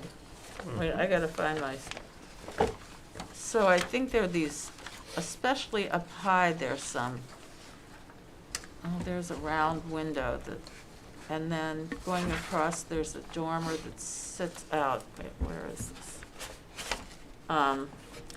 Then. You're talking about these dormers up here? And then we do have a round Well, window. I need to get to the, yeah, well, the one, it's so tiny there, wait a minute. You gave us so many pieces of paper, I've lost the thing I wanna look at. But there seems to be a sort of, to me, kind of hodgepodgey thing going on up top. There are dormers of all different sizes, or 3 sizes. Mm-hmm. Then there's some like brackets or something up here underneath these. Yeah, the two main gables, I'm gonna say the tower elements. Yeah, so I'm not, yeah. I'm not in love with that. And then there are 2 little windows under one of the gables. There's just too many things. Good. And then if you flip, then the back is a pretty straightforward presentation of a lot of glass, which I heard you about the 2-story glass family room. Having received an oil bill for $2,000 today, I would say good luck to you with that. You know, I would like to actually. I'm not kidding. I'm not kidding. Oh, it hurts. About the I know, good it luck or hurts. about I don't the bill? have a giant thing like that, but that's Okay. gonna be quite the present, that'll be interesting. But but my major concern, someone else can, someone will say there's too much glass in the back, but to me, the front, it needs to be simplified with the fenestration for sure. And I don't like the brackets. You know, these sweeping gables, and then there's too much drama. Especially the dormers, 1, 2, 3 kinds of dormers, then 2 little windows underneath one of the gables. I don't actually like whatever, is there glass? What is the top part of those gables, the white? With the center gables? Yeah. Well, it's basically, it's a solid panel type of a gable detail. I could live with that if the windows weren't so disparate. Are those windows up there part of the attic? They are, yes. The 3 center dormers Yeah. over the foyer, those will be functional. Those will be part of the foyer. But the attic windows just go to an attic that's not is this a 3-story house, or is the attic occupable? No. Okay. But the 3 Actually, dormers? I'm sorry. You know something? I apologize. I was sort of thinking about the wrong. The two little windows up in those gables. Yes. They will actually be part of the vaulted ceiling in the bedrooms below. Yep. Yeah. So That's why I asked, because I'm it sorry. kind of looked like it had that relationship, Yes. but. So those are vaulted ceilings on the Yeah, second those- floor, is those that are- correct? Yeah. those are bedrooms. They'll be vaulted ceilings, and those windows will be part of the upper. And what ceiling about height. my other 3 friends up there? The 3 friends in the middle, those actually are functional to the foyer below. To the foyer? Yep. The 3 dormers that are on the 3rd story are functional to the foyer? It's going to be very high ceiling. Yeah. Oh, man. Drama. All right. I have a lot of the same comments that Susan did. I feel like the architecture feels a little inconsistent and not harmonious with itself going across the house. I think the sweeping roof line is a dramatic change from what you've got going on with the 2 peaks in the front with the returns, and then the peak on the side goes all the way across. The brackets don't look like they were just added for, I don't know, not sure why. I also feel the same way about the 3 dormers at the top. They feel inconsistent. I looked and I was trying to figure out what the peak in each of the front-facing roof lines, pediments are. Yeah. There, it's also in the back, but I can't figure out what that is. I also had a question, like, if you're looking at the house, the section to the left with the round windows on the front and back, is that meant to be like recessed from the rest of the house? And does that look different visually with a planting plan? Because it's strange that the body of the house is the two sections to the right, and then the left feels different. So it's a little, your opinion's maybe a little It's just out of proportion, overwhelming? I think it juts Does it out. It recess looks like back? no, but No, look, it it looks like actually juts pops out. forward. It actually juts forward. If you look at, if Oh, actually, if you look at this yeah, there we rendering go. here, you can see that that section But does this jut one- forward. And is that round That's window where it for the feels foyer? back. No, that round, you're talking about this round window here? Yeah. That's actually in a bedroom over the garage. Is this the garage then? The lower Here's- left is, the here's- lower left is the garage. Here's what I'm going to say, and then let's move. Sometimes people come, this house has one of every, Yep. and it has too much of every. Okay. Because you can't look at this house and decide if it wants to be a contemporary house or if it wants to be a traditional house. On the left-hand side, you've got the round window over with the second-story peplum roof and then are all the windows in this house casement? Yes. So you've got a traditional house that has contemporary windows. You've got a round window in one area, and then you've got all these contemporary windows across the rest of the house. Normally, a house that wants to be traditional, the windows, double hung windows would be more traditional here. When I get up into the pediments on the front, you've got these two side-by-side windows with two side-side brackets with all this decorative treatment going in. It's way too much. It needs to be simplified. If you want a window, put a window, not two. And I don't know that the brackets are necessary, and I don't know that all the detail trim that we see there inside the gables is necessary because it makes the house look heavy. While I understand you want those three dormers at the top on the third story, I think it gives the house too much visual weight to the top of the house, and the house needs to be brought down. I think those should probably go because they actually don't have a function or not necessary. When I look to the sweeps to the left and the right that are angled moving sweeps, normally that indicates an old house that has sagged over time, which is certainly not the case here, but that's a more traditional element, and again, you're facing with all this contemporary. When I look at the columns at the front, are those light fixtures attached to the columns facing the front? They are, yes. Yeah, that would not be typical what we would normally see, because that front-facing light is odd. Is the front door clear, glass? No, the front door is going to be solid wood. Solid there wood with side lights? with absolutely no ornamentation to it, no panels, no nothing? It will be probably, panel, some sort of a Okay. panel detail, yes. And then, so I have this whole sort of contemporary expression in a very traditional expression in the overall shape of the house, a very contemporary expression in your choice of fenestrations, except for that round window that's over the gable on the far left. Then, so cleaning all that up, put one window where you have two, take the brackets away, simplify what's going on because the house is looking too fancified and it doesn't look honest because it has too many elements on it. When I look at the what you're calling the left side, which is Garage, yes. yeah, that would be the east side and the cardinal point. In the east side, the light fixtures over the garage seem to be a little traditional in nature for the garage doors against the rest of the house, which is not so traditional in nature. When I go to the back, sort of the same comments. You've got all this detailing work and the double windows and the double brackets and the double everything, and then you need to figure a way. Though I understand you want the double height, you need to figure out a way to make, especially that center big massive glass, about 20% smaller, because it's overblowing the wall-to-window ratio on the back of the house. And again, on the right-hand side, in the pediment, you've got that round window, the extremely round traditional window that offsets the rest of it. What I'd like to do, basically, because I think it's important to this application, and again, it's for me trying to portray to the board, the reason why we did things. Like I mentioned, there is a house diagonally across the street. It's 65 Duck Pond. I'm actually going to show you a picture of this is the approved elevation of this house, and we did take a lot of reference from this house. And if you could see the way the balance of this area is that two-story. Right, but if you look at the and window that's wall, sort of what my client if you look at the window to wall ratio of what that is or what you're presenting, they're not similar. And let's stick with this. Let's stick with this house for a minute. Okay. So let's and then we go to look at, and then I look at. The gates, I think, are fine, except for I would have an issue with the light fixtures. When I look at your light fixture plan, you've got one traditional fixture, one completely contemporary round fixture with an exposed light bulb. So I think all over the way, the house doesn't know what it wants to be. So I think you need to come back and show us what the house wants to be, but it needs to be brought down and simplified to be more typical to what, and harmonious to what we would see in this area of the village and what we would see in the way the house is detailed. That's what I see.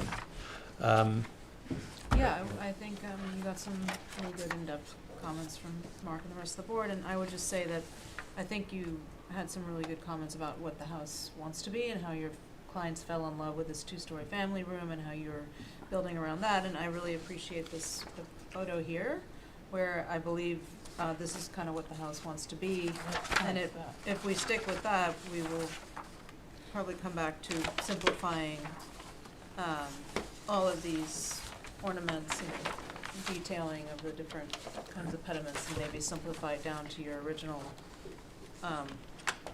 historic reference, which is very sort of Quaker style and fitting to the neighborhood. Here's a dormer, and there's a dormer in the back over the two-story, that's gotta go. On the big glass box. You seriously overweighted the top of the Yeah, house. you cannot have that, I'm sorry. It doesn't make any See, sense. and then I look at your light fixture here doesn't actually match your rendering at all. If that's the garage door light fixture you're looking at, and All right, I'll make sure that. it seems kind of inconsistent with the rest of the house. Okay, that's a detail we Yeah. can. Okay. I would also say, to Susan's point of that back section of the two-story living room, I would address the window-to-wall relationship there before the next meeting, because it'll just be a call-out next one. Is there an actual formula, or is it There is just a that you formula, want isn't a more? There's sort of a recommendation, but we try not to be too prescriptive to it. But when they're overblown, we generally look at, like, I don't want to put a number out, but smaller than what you have, because I don't want to be prescriptive on that. Are there comments from the public? And then, are there balconies outside in the back here? There are doors. They're not walkable balconies. Basically, I call see. them Okay. a railing balcony. So it's more to be able to get a door element Open. into the room without actually having a balcony. Okay, just asking.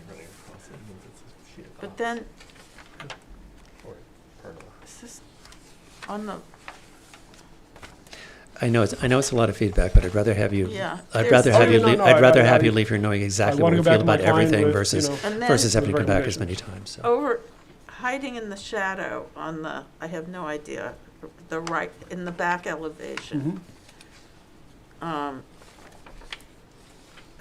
So there's the round window section, correct? Yep. The next This over is the are garage. two Two. two That's and actually two, but that, then that's there's a actually little one to the left of the top two. that's those. Are you referring to these windows here? Yeah, Yeah. There's a secondary stair behind those windows. yeah, okay, and Yeah. then there's another thin rectangular to the left before This the is bump out, garage, the house and bumps this is where out, the right? building is. Yeah. That's What's that for? it's a dead end hallway that we wanted to get light into. I don't think that helps Okay. the look, Mhm. the symmetry of the house, but, I also just want to comment.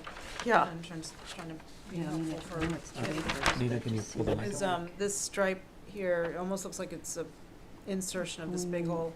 If you had more Seems like, of the look that would look like two perforations within the shingle facade as opposed to one big glass. I think Okay. if this was shingle, it would help the If you visually want- to. if you're at your Give Soften- difference. soften it up. Double height, Yeah. Okay. Nice, really. All right, So- well, I'll certainly go back to my God. client. And I have one more, just quick comment. I know it's a big piece of property, it's 2 acres, Yeah, 2 acres. Yep. but it does look like the pool is very close to the driveway, and that would be, the last thing I would want is to be sitting out at that pool and having cars pulling in I and think out. we learned from the other We application can't say that's not in that. our purview. Oh, it's not in our purview, okay. I wish it were. Believe me, if my client had more property, he would love to spread things out more. I can guarantee Well, maybe you that. want to think of the landscape plan there. And again, Paul's position, for sun angles and stuff, but again, we'll, 27. So do you think that when you talk to your client, do you want us to adjourn this to, would you like to adjourn this to the we'd like to adjourn, yes. 26th? Yes. Okay. So I'm going to motion to accept the applicant's request to adjourn 8 Duck Pond Lane till January 26th. Is there a second? Second. All in favor? Aye. Right. Okay, we'll see you then. Thank you. Okay, next up is 258 White Street LLC. Do you have the affidavits and are they in order? Yes and yes. You're supposed to be impressed that I remember the last 3 times.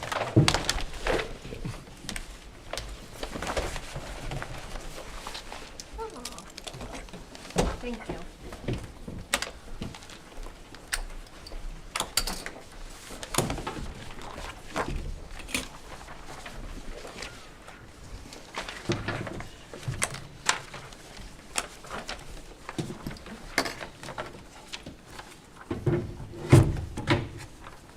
Good evening. Good evening. Dan Kissinger, DK Architectural Design. Great. Dan, do me a favor and become very good friends with that microphone. Okay. And I believe we need to start with the demolition of the existing house. If you have the submitted permit requirements for the demolition. House was built in 1963, and there's no architectural value to the house.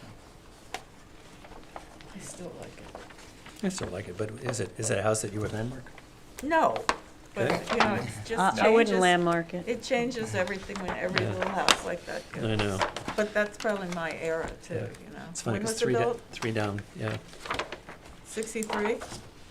1963, correct. Yeah, no wonder. Okay, so I'm going to motion that the Architecture Review Board will not seek landmarking for the existing house at 258 White Street. Is there a second? Second. All in favor? Aye. Okay. Okay, and to start with the house, I'd like to give you guys the landscape plan that we came up with. Do I have to give it to someone to stamp in? Yeah, probably. Yes. Over there. Alex? Is this something that you provided to the board Yes. before? No, Okay. this is new tonight. This is new today. So it hasn't been seen Hasn't yet? been submitted. Okay, we could take it in and mark that it's received at the meeting, but the board typically requires We it to talk be about in it or advance. not? The house is from the front, doesn't look so bad. Is this also new? Is It's different. So Okay. ragged, mostly they died, that's it. Green giants. They're my biggest pet peeves, actually. I like the house.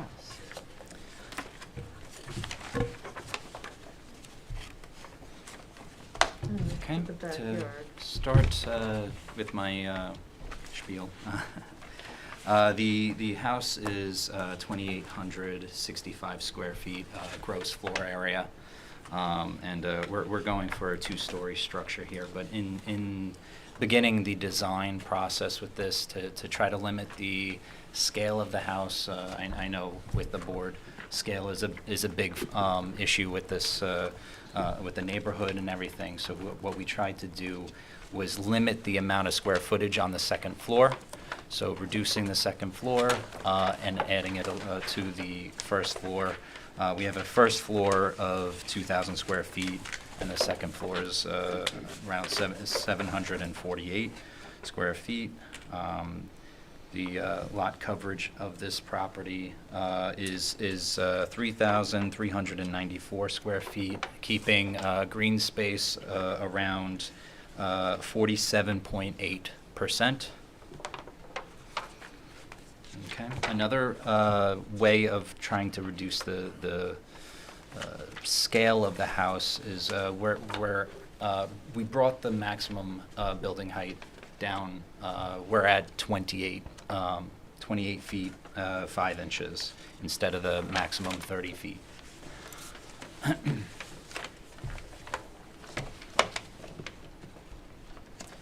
So roof materials that we have on this house is an Alaskan yellow cedar, all natural, and it's going to gray over time, which is what you see in the rendering. We have Looks painted white, that's gray?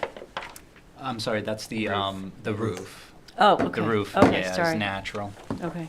The siding is Maybach white cedar, painted white. Trim is all white AZAC. Gutters are going to be an aluminum K-style gutter to try to give it some character with the, it kind of looks like crown molding going around.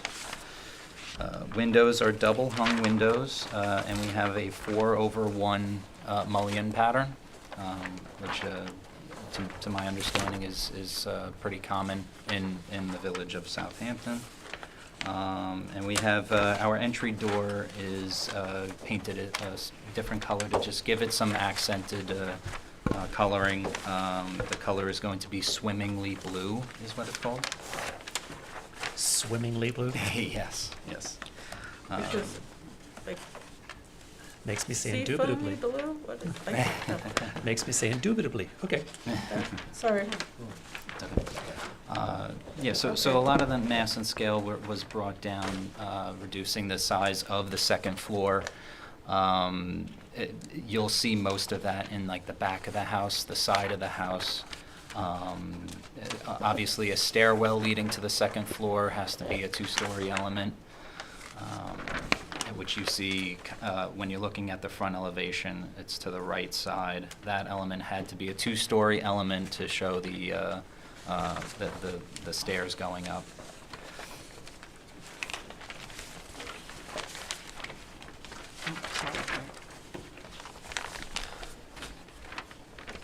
More?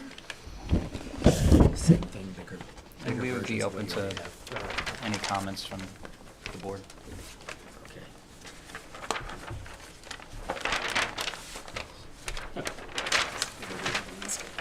Okay. So, the windows are not real wood? They're going to be Marvin Elevate, so it's the fiberglass with wood in Yeah. interior. So it is wood. Wood interior. In quotes. Yeah. That's what's going.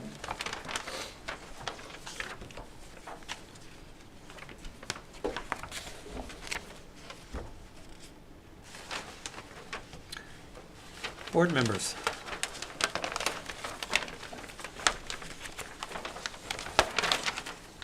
I'm not going first. Just saying, somebody else. Quinn? Or Quinn. Anyone Oh, need to talk? Okay. Go ahead, Quinn. Well, let's just go to the big thing first. Talk to us about this back porch terrace.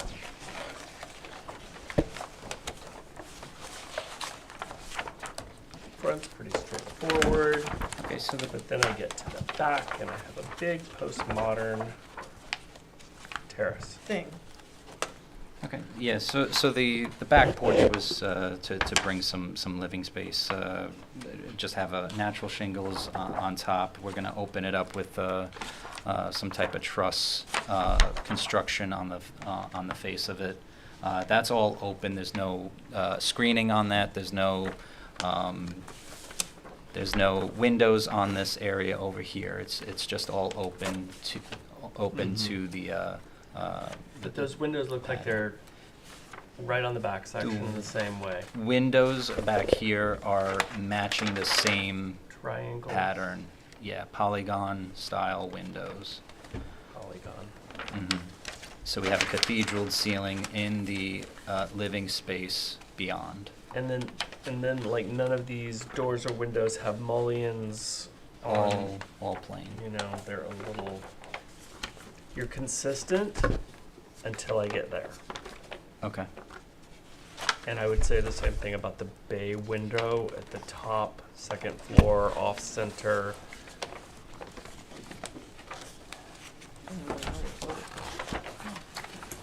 Oh, okay. You have to. No agree. mullion glass slabs.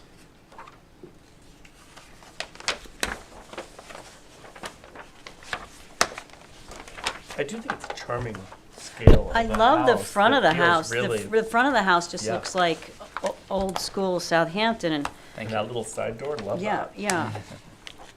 Don't like the parking in the beginning of the house, so is that necessary? So for parking regulations, did I show any How many parking? bedrooms? The bedroom count, I'm sorry, I'm gonna have to count that again.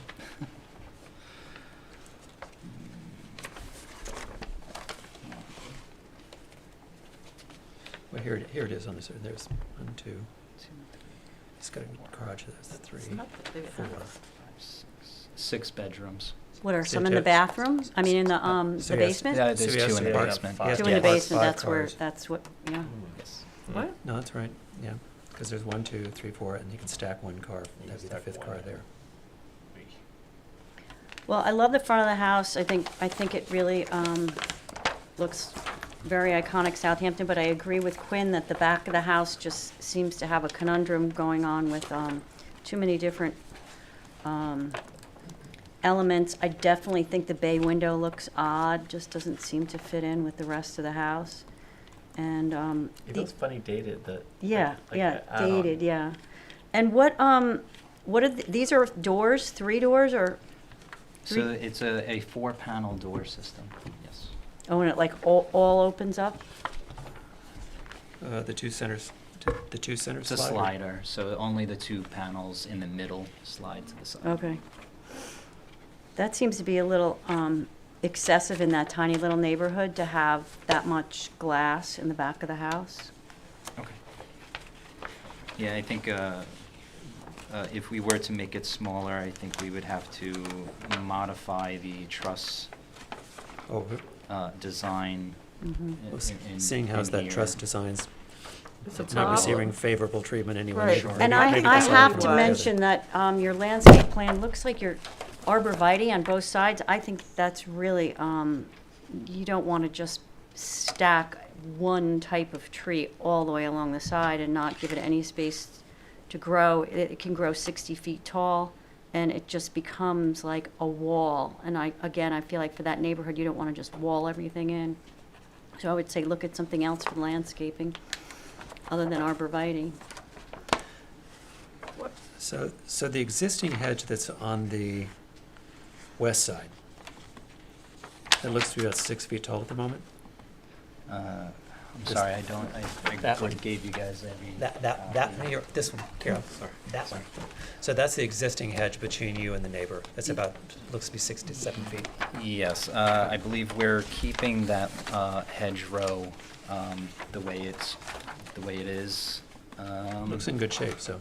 We, Okay. Hi. Rendering. The rendering does, the rendering, that's unfortunate. Okay, I'm Yeah. John Wines. I'm sorry? I'm John Wines. Okay. With Beachhead. I'm the applicant, or the agent for the applicant. Okay. In terms of the landscaping plan, we've been debating a lot of issues, because in the front section on the west side, there's hedge. And on the west side, there's nothing. And in the back, there's nothing. And so we have a problem with the 60 or 70 foot tall Leland cypress. So what we've done is we've engaged Landelier Design, which is an award-winning landscape architect, and we've also engaged Bartlett Tree to come in and assess what to do about the west side of the property.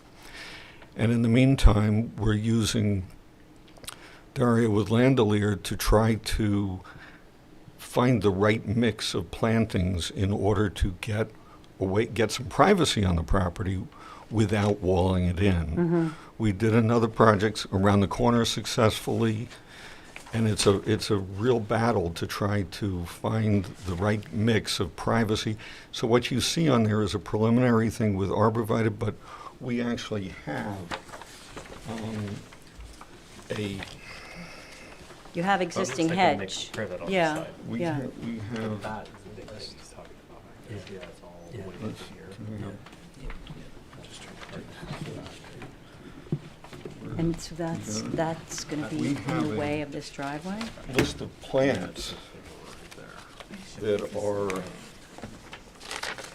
40 pages long of things to try to work into that landscape plan. So the preliminary thing is to find, to create some sense of privacy for the neighbors without overwhelming it, because right now the Leland cypress on the west side overwhelm the property, and we have to figure out how to And deal a with it. lot of people on that street, I mean, it's a very unique street, White Street. A lot of people just went in and clear cut, and that Well- is like not recommended So- on our point of view. It's So not. the thing with this property is there isn't a house directly behind this. However, there's the balance of privacy, because whoever is in this house will want to have privacy in their backyard when they're sitting at the swimming pool. And what do you put in there that's evergreen and will look good year-round? Because if you put privet hedge in, that turns to sticks all winter long. So the plant list is used as a, to try to pick out the right balance of things to, create Right. the screening, but still, maintain the, the openness of the area. And so it's a tough balance, but it's one that we did around the corner on Henry Street. We had a plant mix that we started in one section where it was needed to be private. We made them a little taller, but the intent was to maintain it at around an 8 to 10 foot height so that it didn't become one great big wall, because we don't like that. We're hiring top, name architect to try, a landscape architect to try to do something that's good for the neighborhood. The purpose of the house, the front of the house, was to keep that village neighborhood appeal to it and look. The purpose of the back was because we don't have a lot of windows on the back of the house. The bay window up on the second floor, there's a tub on the other side of it, and it could be a different kind of window. But once you go to that open window in the middle, where do you put the panes? How do you divide it into lights that look like the rest of the windows? And so it's a battle to try to find those different things. As far as the porch is not terribly deep. But it is about 12 to 15 feet deep. So any light coming from the living room or from that family room will disappear. We intentionally didn't put a balcony on that, and we didn't put skylights on it because we know the board doesn't like skylights. Well, let me ask you a question. How married are you to this house being white? I'm here to tell you why. White Street is a unique street. And when going down that street, several of these small houses have gone away, and other houses have gone. 222 is a natural white. It has white panels across the front of it, 222. And the house that's next door is a gray house with white trim. I think one of the things that makes the massing here look a little larger against the size and scale of the rest of the neighborhood is the fact that when you paint it white, it even gains and gets bigger. So part of me feels like if you could figure out another color besides white. If you told me red cedar shingles would be okay, we'd probably be happy doing that. So we had an internal debate about that. Either Alaskan yellow, red, any of it. I just think taking it away from white visually takes the house back down a little bit. My comments for the front, I appreciate that I appreciate the columns are in the right place or at the edge. I appreciate that they're not in front of windows. I think that's good. I think I echo some of the concerns that you're hearing about. This is a quibble. I think the trim and the trim around the side lights feels a little heavy, but that's just a quibble. But I think the whole truss idea and truss window idea across the back is sort of disharmonious to the house and to the neighborhood. So I think you need to rethink that a little bit. The trim detail in how the columns have been rendered with the panel and the trim on them, I think is really great. I am in agreement with the board members that that bay window looks like a renovation. Yeah. So I think even if it's a tub behind it, I think of another solution there. I agree that you're 401 everywhere until suddenly you're not. So I think if you figure out how to bring those whether it's some. Why do you need the 4 panels? Well, they're four-panel sliding, but I think if you break them down into panes versus big sheets of glass, they'd be more harmonious to the rest of the house. I just think the truss detail, that very contemporary truss detail, is a bit jarring. And even in the rendering, you've done it where it doesn't look white, where it looks to be a darker color, it looks a little more harmonious to the neighborhood. To be with you. What's, just out of curiosity, you said a different color. What color? I'm not going to prescribe the color. No, I mean, do you have a... No, I have an opinion that I have an opinion that I feel like a white house is disharmonious to the neighborhood. I think if you look at 222, if you look at 226, if you look at some of the other new builds, there's some other colors. Pick one that you like, and if a natural cedar or natural shingle is always great. Just it would feel less bulky and less visual in the neighborhood if it were smaller. And of the windows that are facing, I guess, west on the second story, those are all bedrooms? Yes. Okay. And then I think we have a letter and some concern, and I think we're going to have a discussion here in a minute with a neighbor about the screening about the house in general. So those will be my comments. For the most part, I think you've done a great job. I think what you're hearing is your porch in the back is not working, color consideration, and your bay window looks like a renovation. Okay. I do appreciate that the fact that you've managed to get the one-car garage in a usable space in the back of the property, which is more typical to what we've seen in older homes in the neighborhoods, and I think it makes it fit into the neighborhood nicely. Okay, anybody else? Are there questions from the public? Are there comments from the public? Yes. While Jeff comes up, just wanted to confirm you're providing 4 parking spaces on the site plan? You need 5. The garage, one in front of it, one next to the garage, and 2 in the two in the turnout. front. So Okay. I think we can get 5. Understood. Okay, the plan that I'm looking at didn't show anything in front of the garage. I just wanted to highlight that you can use that as a Yeah, space. I think as long as you only have to move one car. As long as you're right. I So think you the can issue is you stack. need to render one more car into your rendering. Your rendering shows 4 where you need to show 5. Okay. Jeff? Hello, hi. My name is Jeff Broadleib, and my wife and I reside at 166 Halsey Street, and we are one of the properties that has been notified. Thank you, John, for notifying us.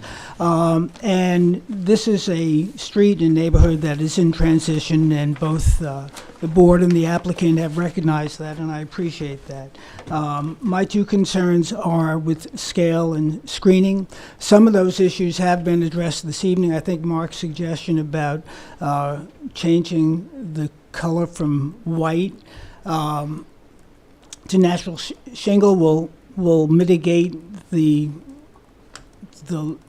bulkiness of it, I think was your word. Sounds like a Also, wedding white, and the house they did on 54 Henry Street is a beautiful house, and well done and well landscaped. But I think a white house on this street will be a little bit commercial looking as well. So I think that's a good suggestion.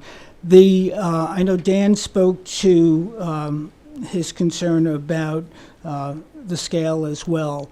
And while I appreciate the dimensions that he laid out, I didn't quite see it in the renderings, especially when you looked at the top-down renderings with the roof line, and then there was a rendering from the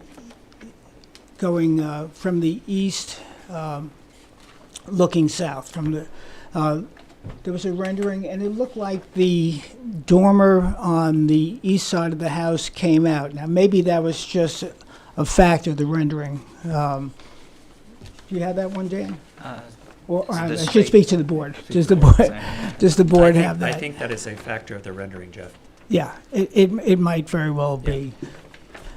Has the board, and you perhaps can ask the applicant, the setback from the street? Many of those houses are set back, I think, 48 feet. I was wondering what this... The setback is 30 feet, and this is actually set 32 feet back. Well, I know what the code is. I know what the code is, but many of those. Thank you, Alice. Many of those houses are set back. The ranches are set back about 40 to 48 feet.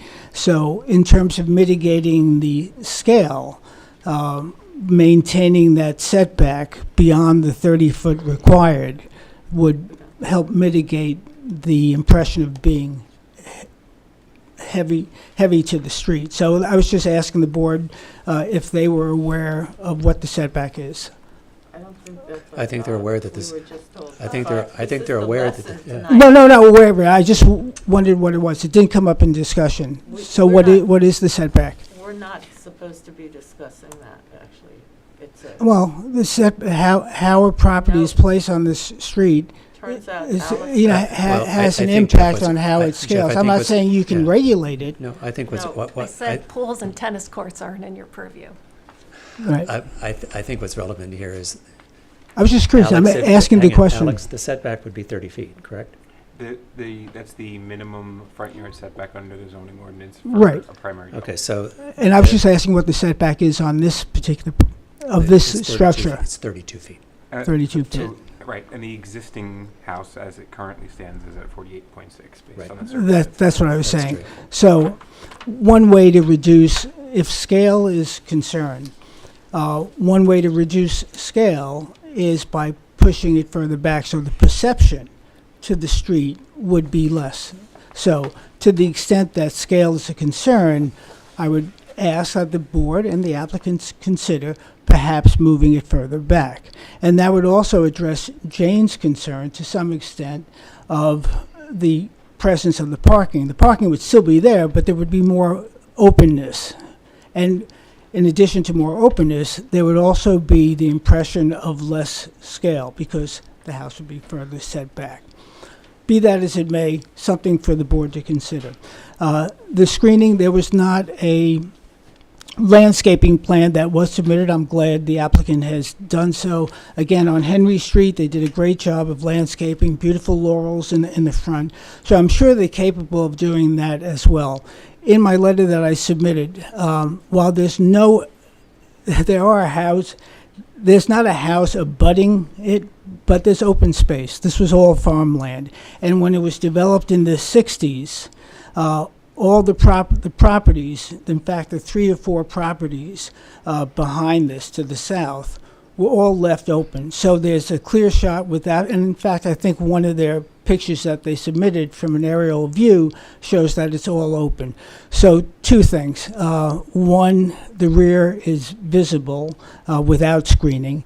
And then unless there is screening that is evergreen, the light emissions from whatever fenestration there may be are very visible 3 and 4 houses over. And I took night pictures that I did not submit to the board, but you can imagine it's very much open.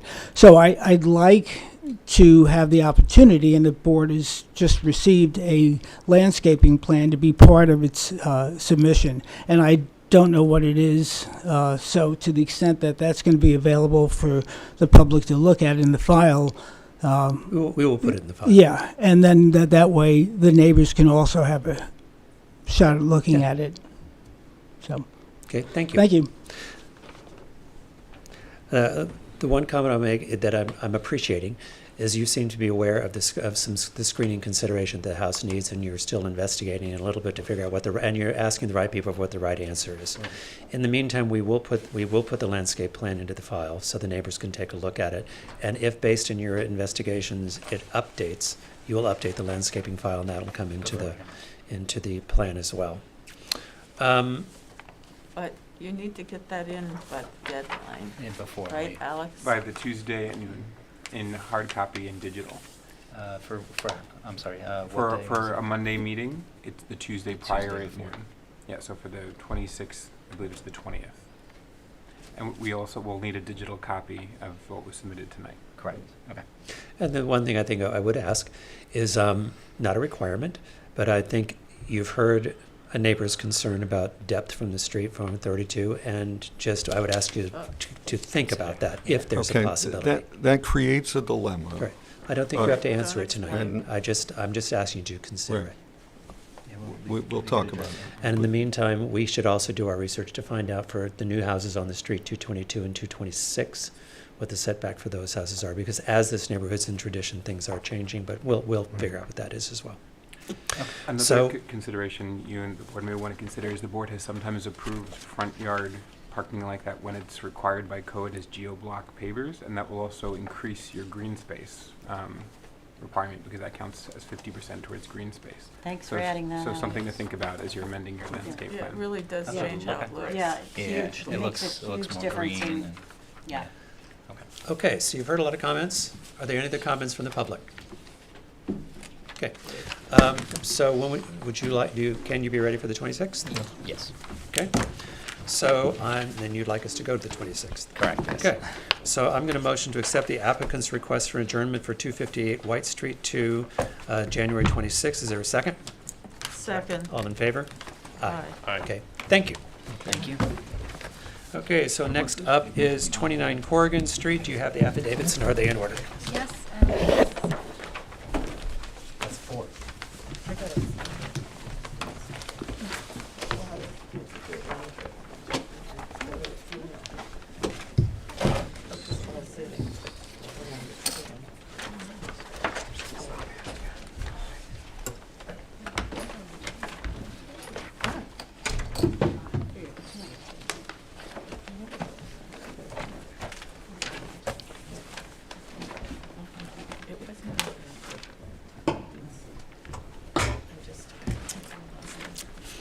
Okay.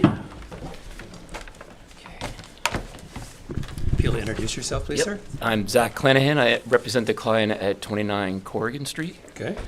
And I think before we dig into the materials, I think it's worth getting a little bit of context of where we're starting and what we're trying to attempt here. The client had reached out to me to tackle two obstacles. One was to make the existing rear structures feel more unified to the primary residence, and the primary structure was kind of has a bungalow shingle style feel to it. And then also to kind of rehabilitate the existing structures as well.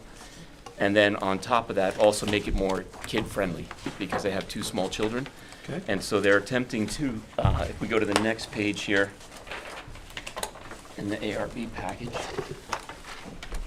move this over. They're attempting to change this existing garage and pull the gravel driveway further to the road and create more green space in the back, more of a yard for the kids to play. And so then I guess that leads us to our rendering here. This arbor is the separation of the new location for the... Hold. Yep. Which package am I Yeah, looking at? really, we're not. We're all Oh, like I'm confused. sorry. Yes. I guess if you go to the next page in the packet where it's... There are two Which packets here. one? Which one are you starting with? This one or this one? I am starting with the ARB packet. I'm sorry, the others is the This set of the plans. Okay. Yep. Which one? This one. Okay. Sorry, I was going a little too fast. We're all okay. This is Okay. Planahan did that. Okay. Gotcha. And so there is an arbor This page. existing already on the south, and so we're just going to match that arbor to the north and separate the gravel driveway to the new green space in the back new yard. Okay. And this kind of gives you an idea of what people on the street would see. This is really the straight shot in through the driveway. And you can see in this picture here, we're kind of picking up on the shutters. We're going to match the shingle color and exposure and match the trim. The shingles would be red cedar stained or maybe painted to match the existing. The shutters will match the existing color. Trim will be AZEK primed and painted or maybe Arbol. We're not sure yet. So then I think what we'll do is go to the backyard so you can kind of see what we're attempting to do. If you go to the, I would maybe have you go 2 pages in the packet, which is this one. Okay. And you let me know when you're there. Okay. You can see the existing pergola that's there. There's a lot of vines, so it's a little hard to see everything that's going on, but it is just a basic gable with a garage door and the existing terrace that's there. And so as we go to the rear rendering, you can see that our new pergola is going to match the exact same footprint, the exact same heights.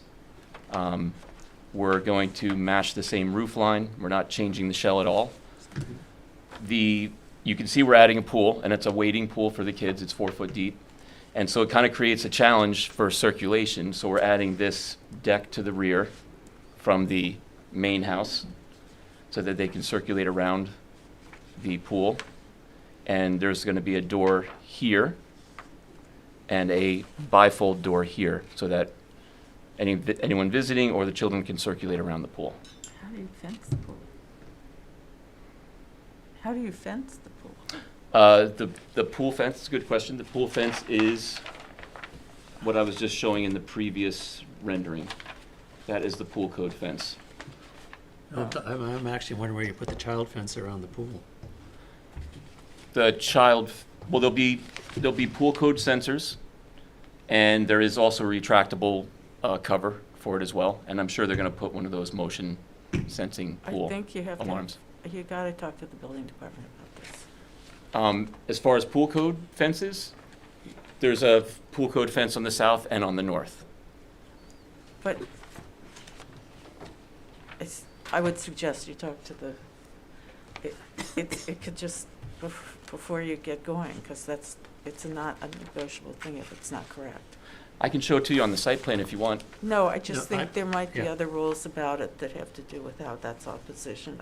I'm not the expert. Okay. But you also don't want your children to drown, Of just course. pointing that out. No, of course not. That's- There will be How the. deep is It's this 4 wading feet. pool? It 4 doesn't feet? matter if It's it's 4 2 foot deep, feet. but yeah, I agree with you. There will be pool code alarms on the doors adjacent to the pool. Yeah, see, I think there's more to it than that. What's the separation between the back of the house and the pool? Yeah, How many one question. feet? Is that 5 feet? There's not a 5 foot separation. It's adjacent to the structure itself. So the gunite will go up against the foundation of the existing I don't structure. think you can do that. For built structures, it's 5 feet, but for a pool, I don't believe there's separation. I do. I checked with building department. They said there's no separation. Okay. Between accessory structure, foundation, and pool, there's no separation. No. I know buildings have to be 5 feet for fire code, but I don't think pools have to. I do. I do. Really? Yeah, we're not the I can check. rule. Yeah, Okay, because I'm I had saying, reviewed this with Chris I already. think this is an unusual Okay. situation. Oh, it totally is. It's And very before tight. we get going, we need to make sure that it's legal.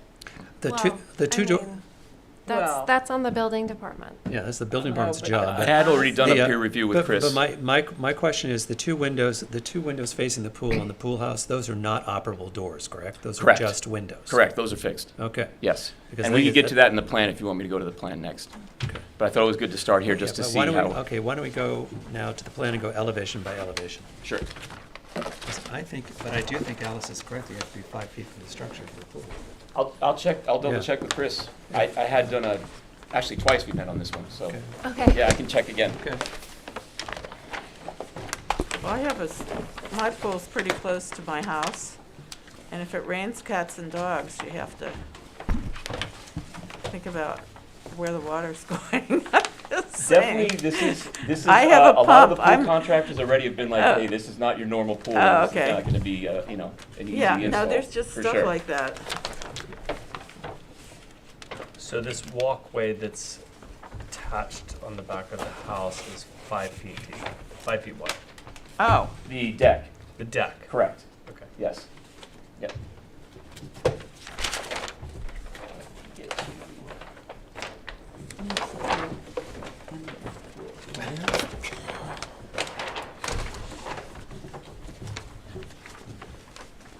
Okay, so let's go So here's elevation the by floor plan. elevation. If this is, I don't know if this is usable. Yeah, it's good. Remember, the microphone is your friend. Yes. Okay. So this is the pool footprint. This is the walkway. Okay. So one would come out of the main house, which are with the existing doors, come down.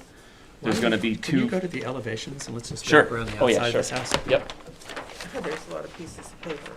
Yeah, and tell us what number you're on. What number are we Yeah, on, what 2 number? something? I'm sorry. Yeah. It's page A201. Okay, there You're we gonna go. face those plans towards you. A201. Okay, S103, where's it? 201, got it. So this is the existing Okay. There we go. east elevation. Yep, This is the there we go. proposed. Okay. This is the existing south elevation. You can see the pre-existing nonconformance there, and we're matching that pre-existing nonconformance in both pergola and in gable. Okay.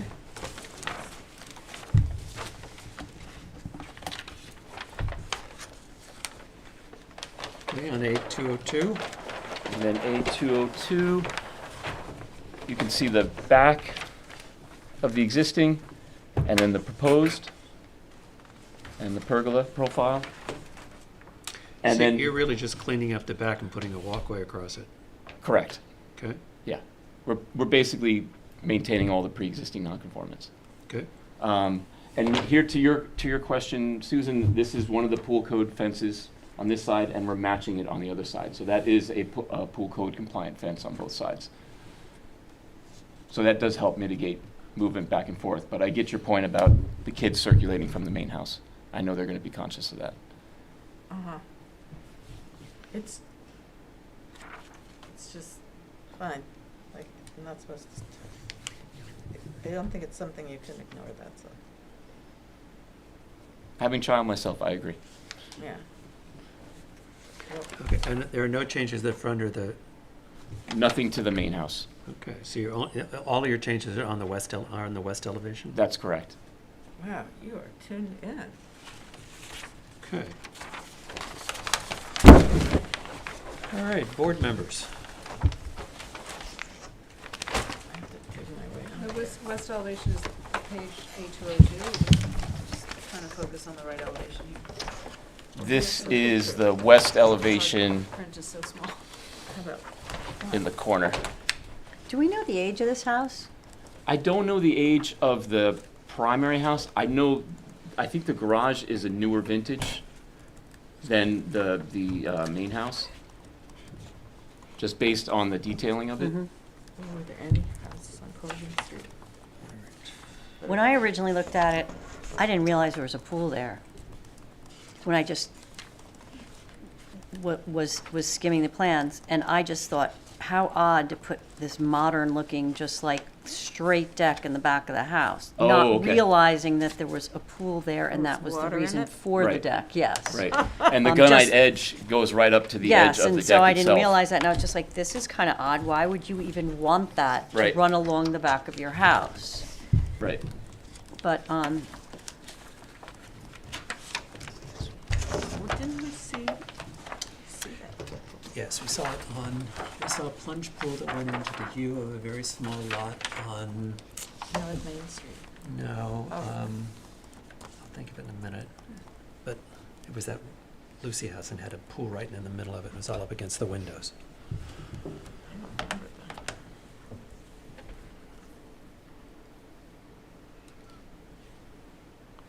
My only comment would be, I think that the size of the size of the glass in the pool house is about 20% too big in its coverage. I would bring down the size of the sliders heading out to the patio. I think they're kind of larger than we normally have looked at because it's almost completely glass wall.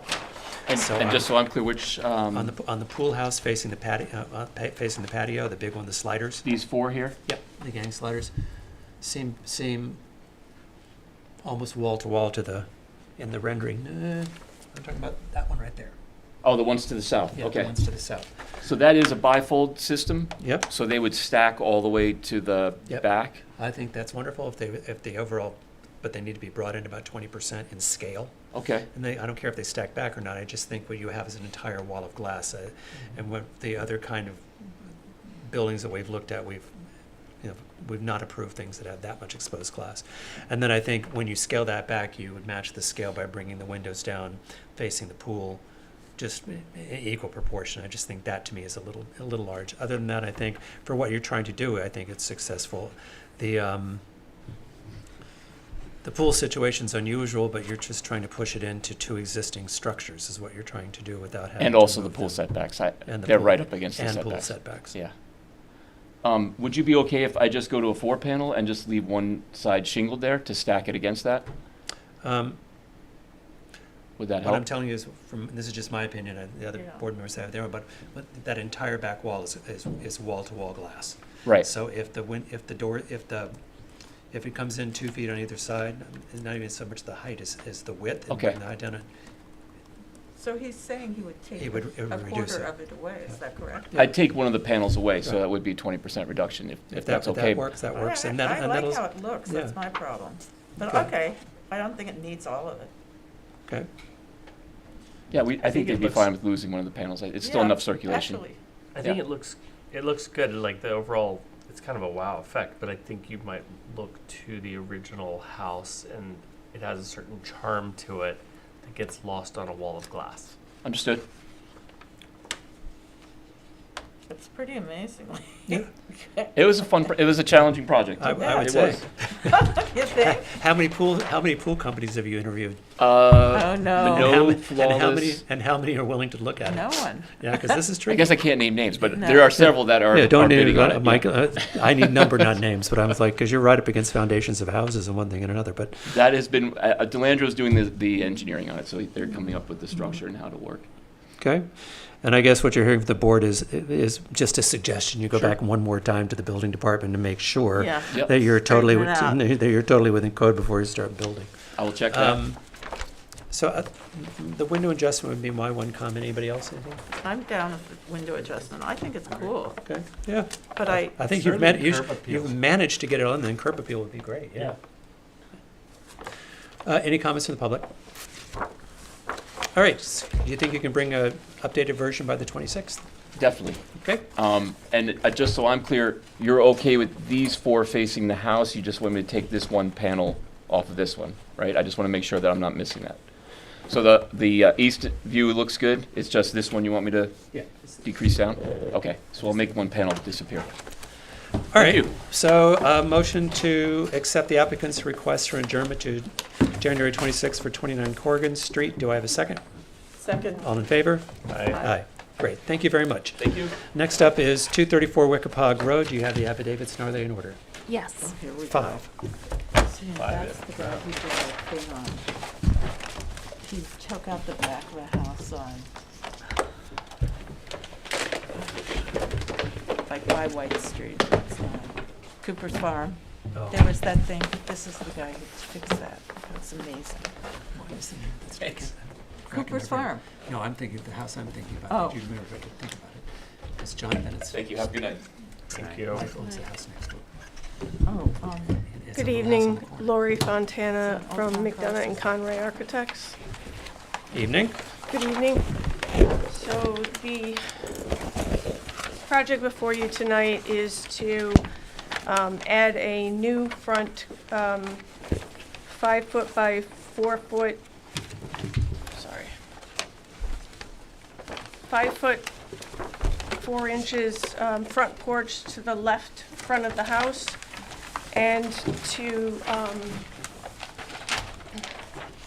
deal with the new aesthetic to the front of the house. That's what they, this is where they asked for So, what? I'm sorry. So the existing house is a single gambrel with 2 doghouse dormers on the front, and the client would prefer that that there would be, I'm sorry, I'm trying to get it in here. I'm trying to get my left right and center, sorry. Okay.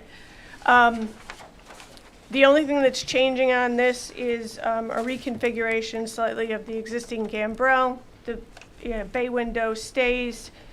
We're reducing 1 window on each gambrel on the side, and changing the grill, the balusters on the spindles on the deck, and changing the columns from round to double squares.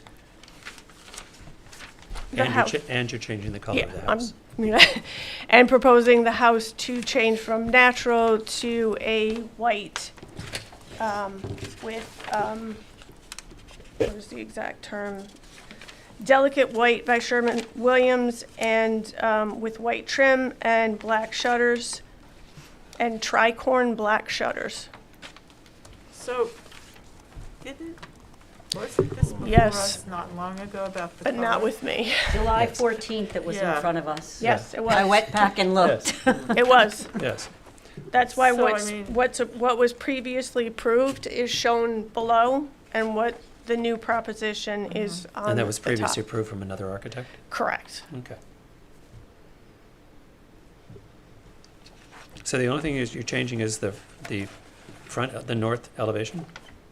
So the north elevation and what transports to, since Then it goes all of the around. Okay. round columns are being changed to square, and the ballast, the railing and the, I can't get my words today, sorry. That's okay. And the spindles on the railings are changing to a pattern. And the porch is extending. Yes, and the new porch porch is in very front of, big. to the left It's going side. to the left. And then if you go to the back, it's again changing out the columns, the round ones to the square ones. On the south side and on the west side, it's showing the double gambrel in the front. And then on the east side, again, we're showing it from the left angle, looking at the gambrels coming out and changing the column, the square, the round column to a square.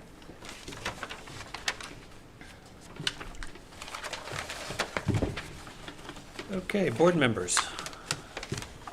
It basically looks like a different house because you're changing the color and you're adding so many more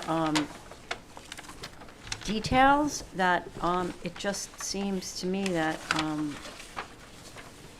I understand that you have the rendering. We only have. You do have the rendering. We only. What is it rendering? No, Oh, we do have a rendering. You have all the renderings. I've also added in there a streetscape showing that the block is very eclectic.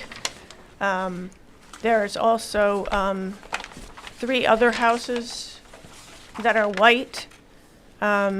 Two that, They're already there, Oh, well, this house is already there too. Yeah. but it wasn't white.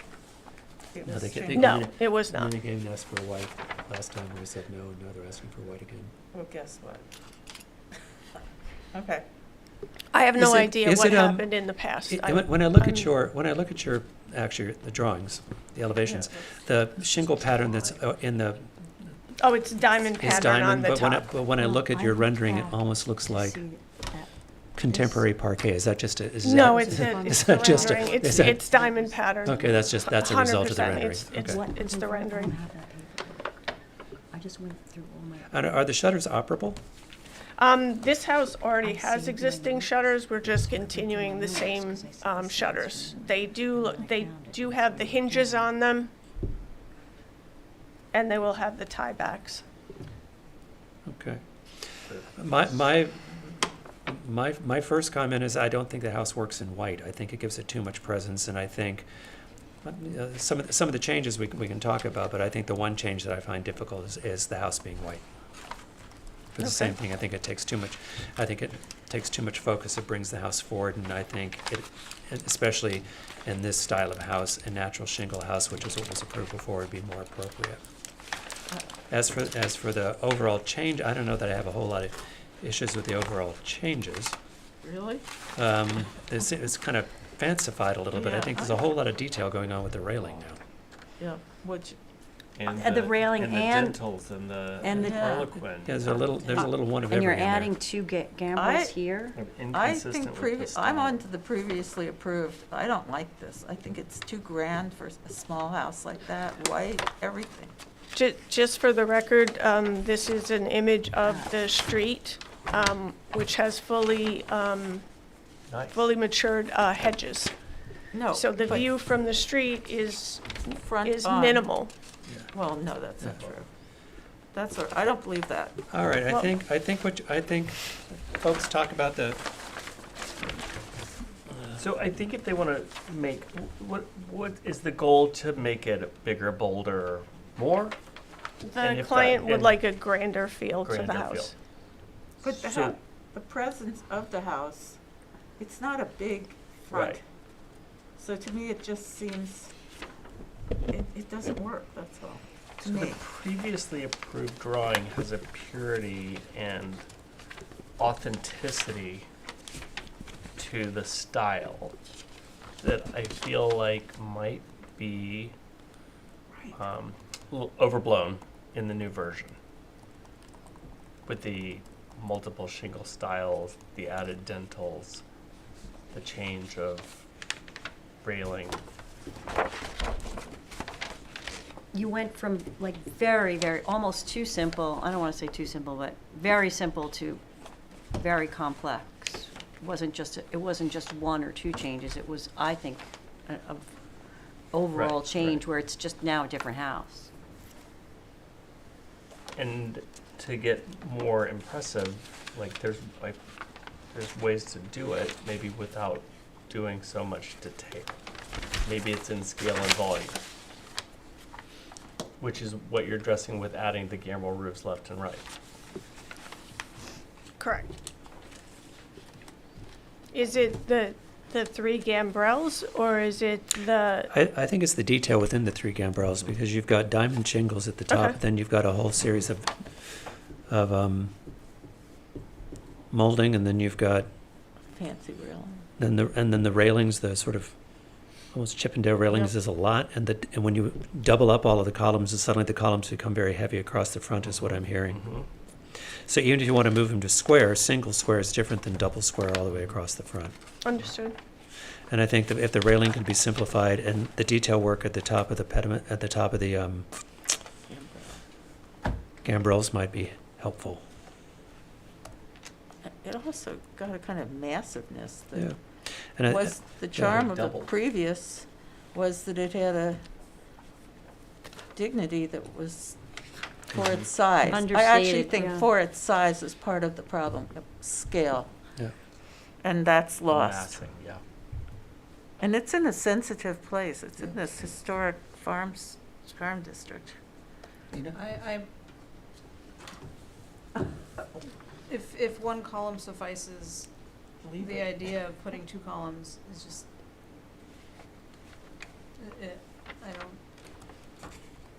I don't know where that's coming from, if it's examples in the neighborhood, or to me it just seems excessive and not. It was the client's choice. Yeah. We're gonna back you up. In a world of form follows function, since in the form below you've proven that the house can be built with 1 column, the two seems excessive. Understood. Yeah. And Corrigan Street is a. This Not is Corrigan. Wickapog. This is Wickapog. I'm sorry, Wickapog is, I don't know, I just think in general, as Mark was saying, the principle of form follows function. And the neighborhood character. And you're Yes. opposed to So it feels like the answer is somewhere between where you were and where you are right Okay. now, And you're opposed to the white? Absolutely. opposed to the white. That's a deal breaker. I think it's actually, I think it's inconsistent with what we normally see in this kind of architecture in the village. And we've had this in a couple of other places where it doubles the massing of the house to the street. And visually, when they're not white, it reduces the massing to the street. And actually, the houses seem to sit better on the property and in the neighborhood more harmoniously when they're not great big and white. Certain styles of houses are good and white. I don't think this is one of them. Would you be opposed to let's say, a lighter gray? Yes. Yeah, You'd be it's opposed to a shingle. lighter gray? Yeah, It was a I shingle think house. gray houses are as bad as white houses as far What as. happened to the So your shingles? neighbor's gray too, or Well, is it I mean, you shingle? do have But several the question neighbors is who really, are what do you think gray is as compatible well. in the neighborhood? Right, I but we're think talking, That's what I'm the looking singles, at, the right. shingles are shingles are gonna be a lot more compatible with the neighborhood, more harmonious. You might be the prettiest. It is shingled, by the No, way. I'm No. saying it's natural, Natural. natural, not painted. Right, but as it exists now, it's not white. They're renovating this place. Right. This isn't from the ground up. No, it's a renovation. Yeah, okay. So just to be clear, 7 houses on this street are painted. And Fine. and that And means. That's their and there's and- only 2 on this house, on Right. this street, currently, not including ours, that are natural. One of the things we look for also is to avoid sameness. So, you know, Understood. one of It's the a things we rule. have with White Houses on this street, this board didn't approve all of them, but we approved some of them, but not all of them. But, I mean, people on this board, me, but, because they're all newer than me. But I think you're hearing that there's not support for this house being white in this location. Okay, understood. Are there any comments from the public? So I think that's a good amount to work from. When would you We like have to a come comment. back? Oh, sorry. Oh, sorry, we you have need you to come up come and to introduce that. yourself. Sorry, I missed your hand going up. James McDonough, also from McDonough Conroe Architects. I work under Lori. I was just curious, just coming up into architecture in the area, it always wonders me. Is it not the white because of historical context, or just because you don't, the boldness of it? My answer, I'll let other people answer that question. My answer, their own way, my answer would be visual compatibility with the neighborhood. Because there are several white houses, and certain styles of architecture typically in the village are not white houses in certain styles, and also more shingle houses in this location is more appropriate in our opinion. Okay, yeah, I fully understand that. Okay. I sort of brought it up just because I was looking through the history of Southampton Village and colonial houses, and it seems that typically they were white, and they actually moved towards a shingle in the 20th century. Certain styles of houses Not definitely the were style white, but not all of the them. house that Yeah. we're dealing with here. Yeah. Here, first of all, it's not old, right? Yeah. It isn't. All right, does that answer? That does. I was just curious, and I That's appreciate okay. the answers. Of course, we appreciate you asking a question. Thank you. So they're like big white farmhouses. If you go 350, 348, drive down. So I Goodbye. request an adjournment to Yes. the 26th? Those are Yes, the real so deal. motion to Okay. accept the applicant's request for adjournment to the January 26th for 234 Wickapog Road. Is there a second? Second. All in favor? Aye. Good, thank you, we got the business done, thank you. Okay, next up is 145 Wickapog Road. You have the affidavits, and are they in order? Yes and yes. Last but not least. This is also Right, we had to amend. let that guy do his gate. He sits here. I time after actually time. appreciated that, at being a guy who would, I sat for the end of it here before. Oh, yeah, and, he definitely deserved to get ahead. He's a very patient man. He's a nice man. And occasionally it's not the right something, and then he has to come back and do it again, so. 100%. never complain. I had no problem with that. Okay, just start by introducing yourself. Sure, my name is John Tarbett, Tarbett and Lester. Okay. We were last before you, probably, maybe it was last summer. This house itself has been before the board a number of times. The current owner had purchased it, and the house had been under renovation. They finished the renovations, and we came to you just for some cleanup items in the house. And now, for the most part, we're switching our attention to the barn in the back. The barn is a very old barn, hundreds of years, and it really hasn't been kept up. It had not been kept up. It was, before this board previously, neighbors had complained and said, please just do something, it's gonna fall, it's an eyesore. Just before we bought it, somebody did get a permit from you to renovate that barn. And then we bought it, and now we have a building permit based on the previous ARB permit to start renovations. And what we're looking to do is essentially even out some windows and then add some doors on the side.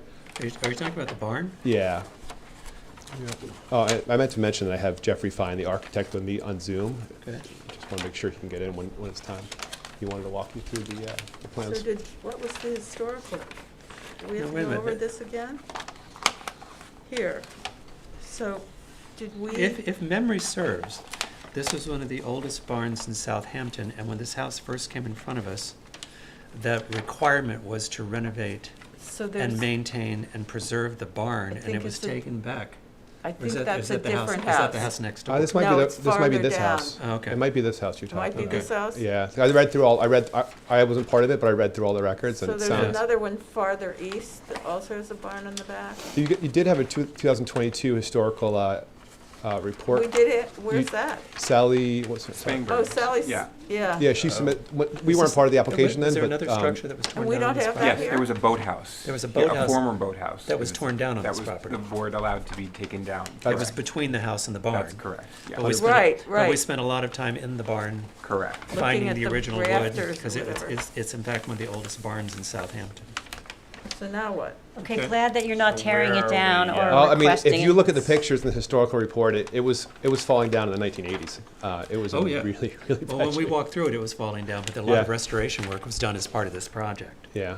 So Okay. there's a current building permit, and that work is ongoing. Okay.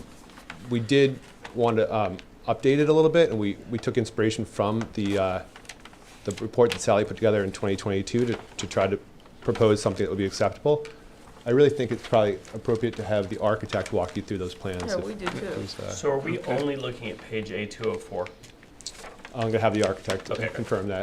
great. The other part of this application is that the house, which has a CO now, has sort of an awkward walkout in the basement, and they want to just fill that walkout in and extend the balcony above it outward. But again, Is that one the one that was a base, you walked down, it was like a lower level walk, like big walkout? Yes. Yes, I remember. Like a basketball court I size. remember Remember this. this. I remember this house. How long ago was that? Was the 2022. approval probably 4 or 5 years ago, I maybe? thought I was on the board then. The property had been in the same family for a long, long time, and then there was an in-between person between us and them. He was. Okay, somebody's. Oh, got Jeffrey's his on. head I can see obscured. Jeffrey. There he So is. he's on. Hi, everybody. Jeffrey Fine from Fine Architects. So I'm going to take you through a couple of the drawings that were part of the filing package. The first drawing that's up is the part of the approved ARB drawings from March of 2022.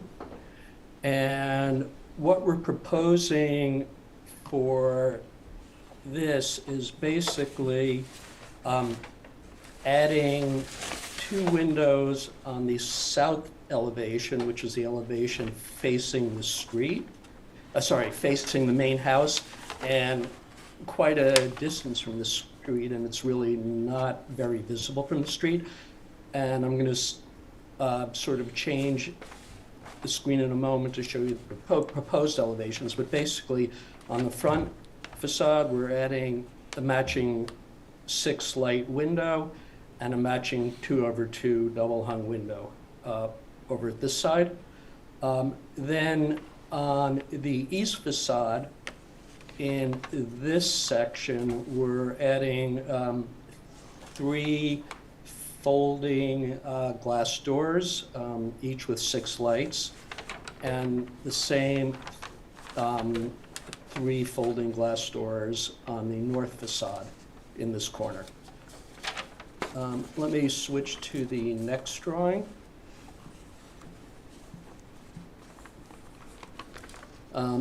This is, again, just to give a little bit of, do we see this on the screen right now, or? Yes, we do. A4.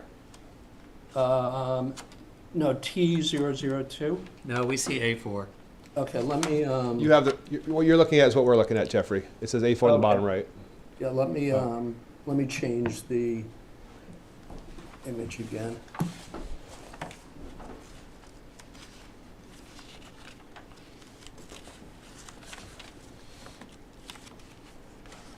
Okay. So what we have here is the site plan. Wickapog Road is over here, south of the main part of the house. The barn is in the back of the house, and we'll get to the proposed porch extension after we go through the barn. So these are photographs of the existing condition of the barn. The south facade, the west facade, the north facade, and the east facade. Then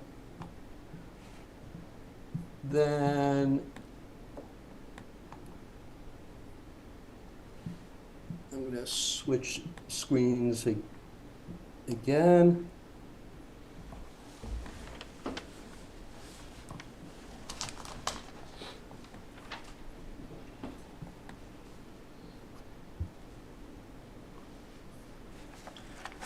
So now we're seeing the existing south facade as it is, and then the two proposed windows that are matching the windows, the two existing windows on the right side. The existing east facade with the proposed folding glass doors, 6 light glass doors on the east facade. The west facade doesn't change, and then the south facade, the east facade, the north facade, we're removing this window and adding 3 folding glass doors at that point, so that the corner of this house is opened up. And I'm going to take you into the floor plan in a moment to show you the reason why we're proposing this.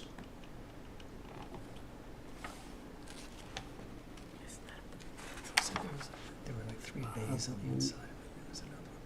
And the window here, that window was actually a hay bale. The top. Yeah. And there's there are 3 support structures in it. I want to go look at it. Okay, so the barn interior is basically 2 levels. There's a double height space when you walk in. These are the doors the existing doors, or will be the existing doors that are in the front. We are adding 1 window on the lower level to match the window on the east side of the first floor. Going in, there's a staircase that goes up to the 2nd level above the storage room, proposed bathroom changing room. And then there's a bridge that connects the east side of the upper level above the sitting room, which is a gym, and the 2nd floor west side is a kind of yoga studio. So the structure is really a mixed-use building to serve both as a pool house, a changing room, storage for equipment, and a sort of a gym area and sitting area. The owner's daughter just got engaged, and they envision their future grandchildren playing in the space as well. Then the inside image is based on an image that was part of the historic report. This is an adaptive reuse barn that is currently in Sagaponack, and we took this as inspiration for what we want to do on the inside of our project. We're retaining the existing roof framing system with the existing lattice and sheathing, and putting in reclaimed collar ties that will be part of the roof structure. Here you could see sort of a similar type of door to what we're proposing to put into the corner of our project. And I'm just going to jump over to a couple of photographs of the existing inside of the barn.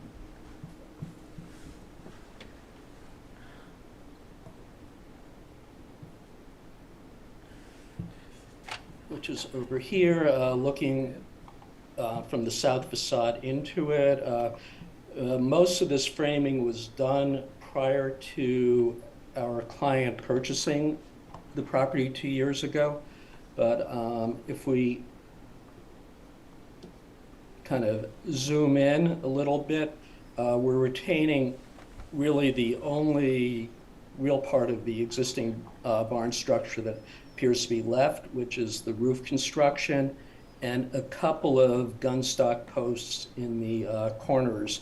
But other than that, pretty much the framing was all new, because as John had noted earlier, the barn was in serious condition, and all of this work was done by the prior owner. So we have a couple of images looking from the street, looking off to the side. looking up into the roof again, and then another view as well. And I'm going to bring up interior elevation section that shows our proposed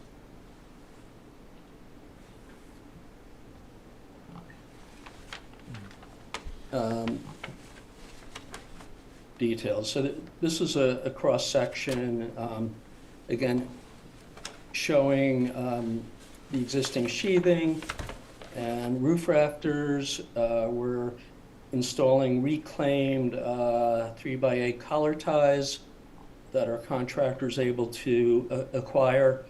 And then the lower part of the interior is going to be a shiplap board painted with sheetrock on the We don't need first floor. Well, yeah, we don't We care don't about, need the interior. we don't have, Hey, don't see this? I'm sorry. we don't. Let me- The, okay, and take us through what you want to do with the lower level on the house? Yeah,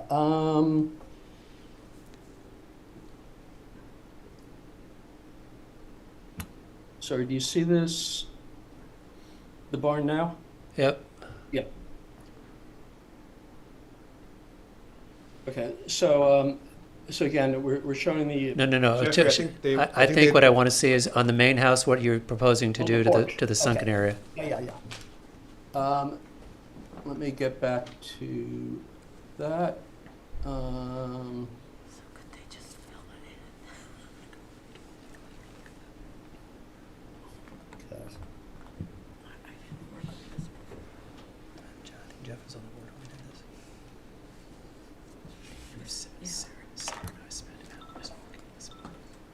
Okay, so the existing house, existing site plan, has a basement level courtyard that our client refers to as the bunker. And an existing one-story porch with a deck up above that's approximately 8.5 feet deep. We're proposing to infill the courtyard, bring it up to grade, and basically expand the covered porch from about 8.5 feet in depth to about 17 feet in depth, about double the size of it, and one can see it. And what happens on the roof of that deck? I'll show you that in a moment. There's a railing, existing railing that's going around, and there's a proposed new railing. Is there access to it? Yes, from the master bedroom. Oh. This is the existing porch. And it's also sort of asymmetric on the back facade. What we're proposing to do is extend it to the right side, and I'll bring that elevation up in a moment, and continue to put the railing around the perimeter of it.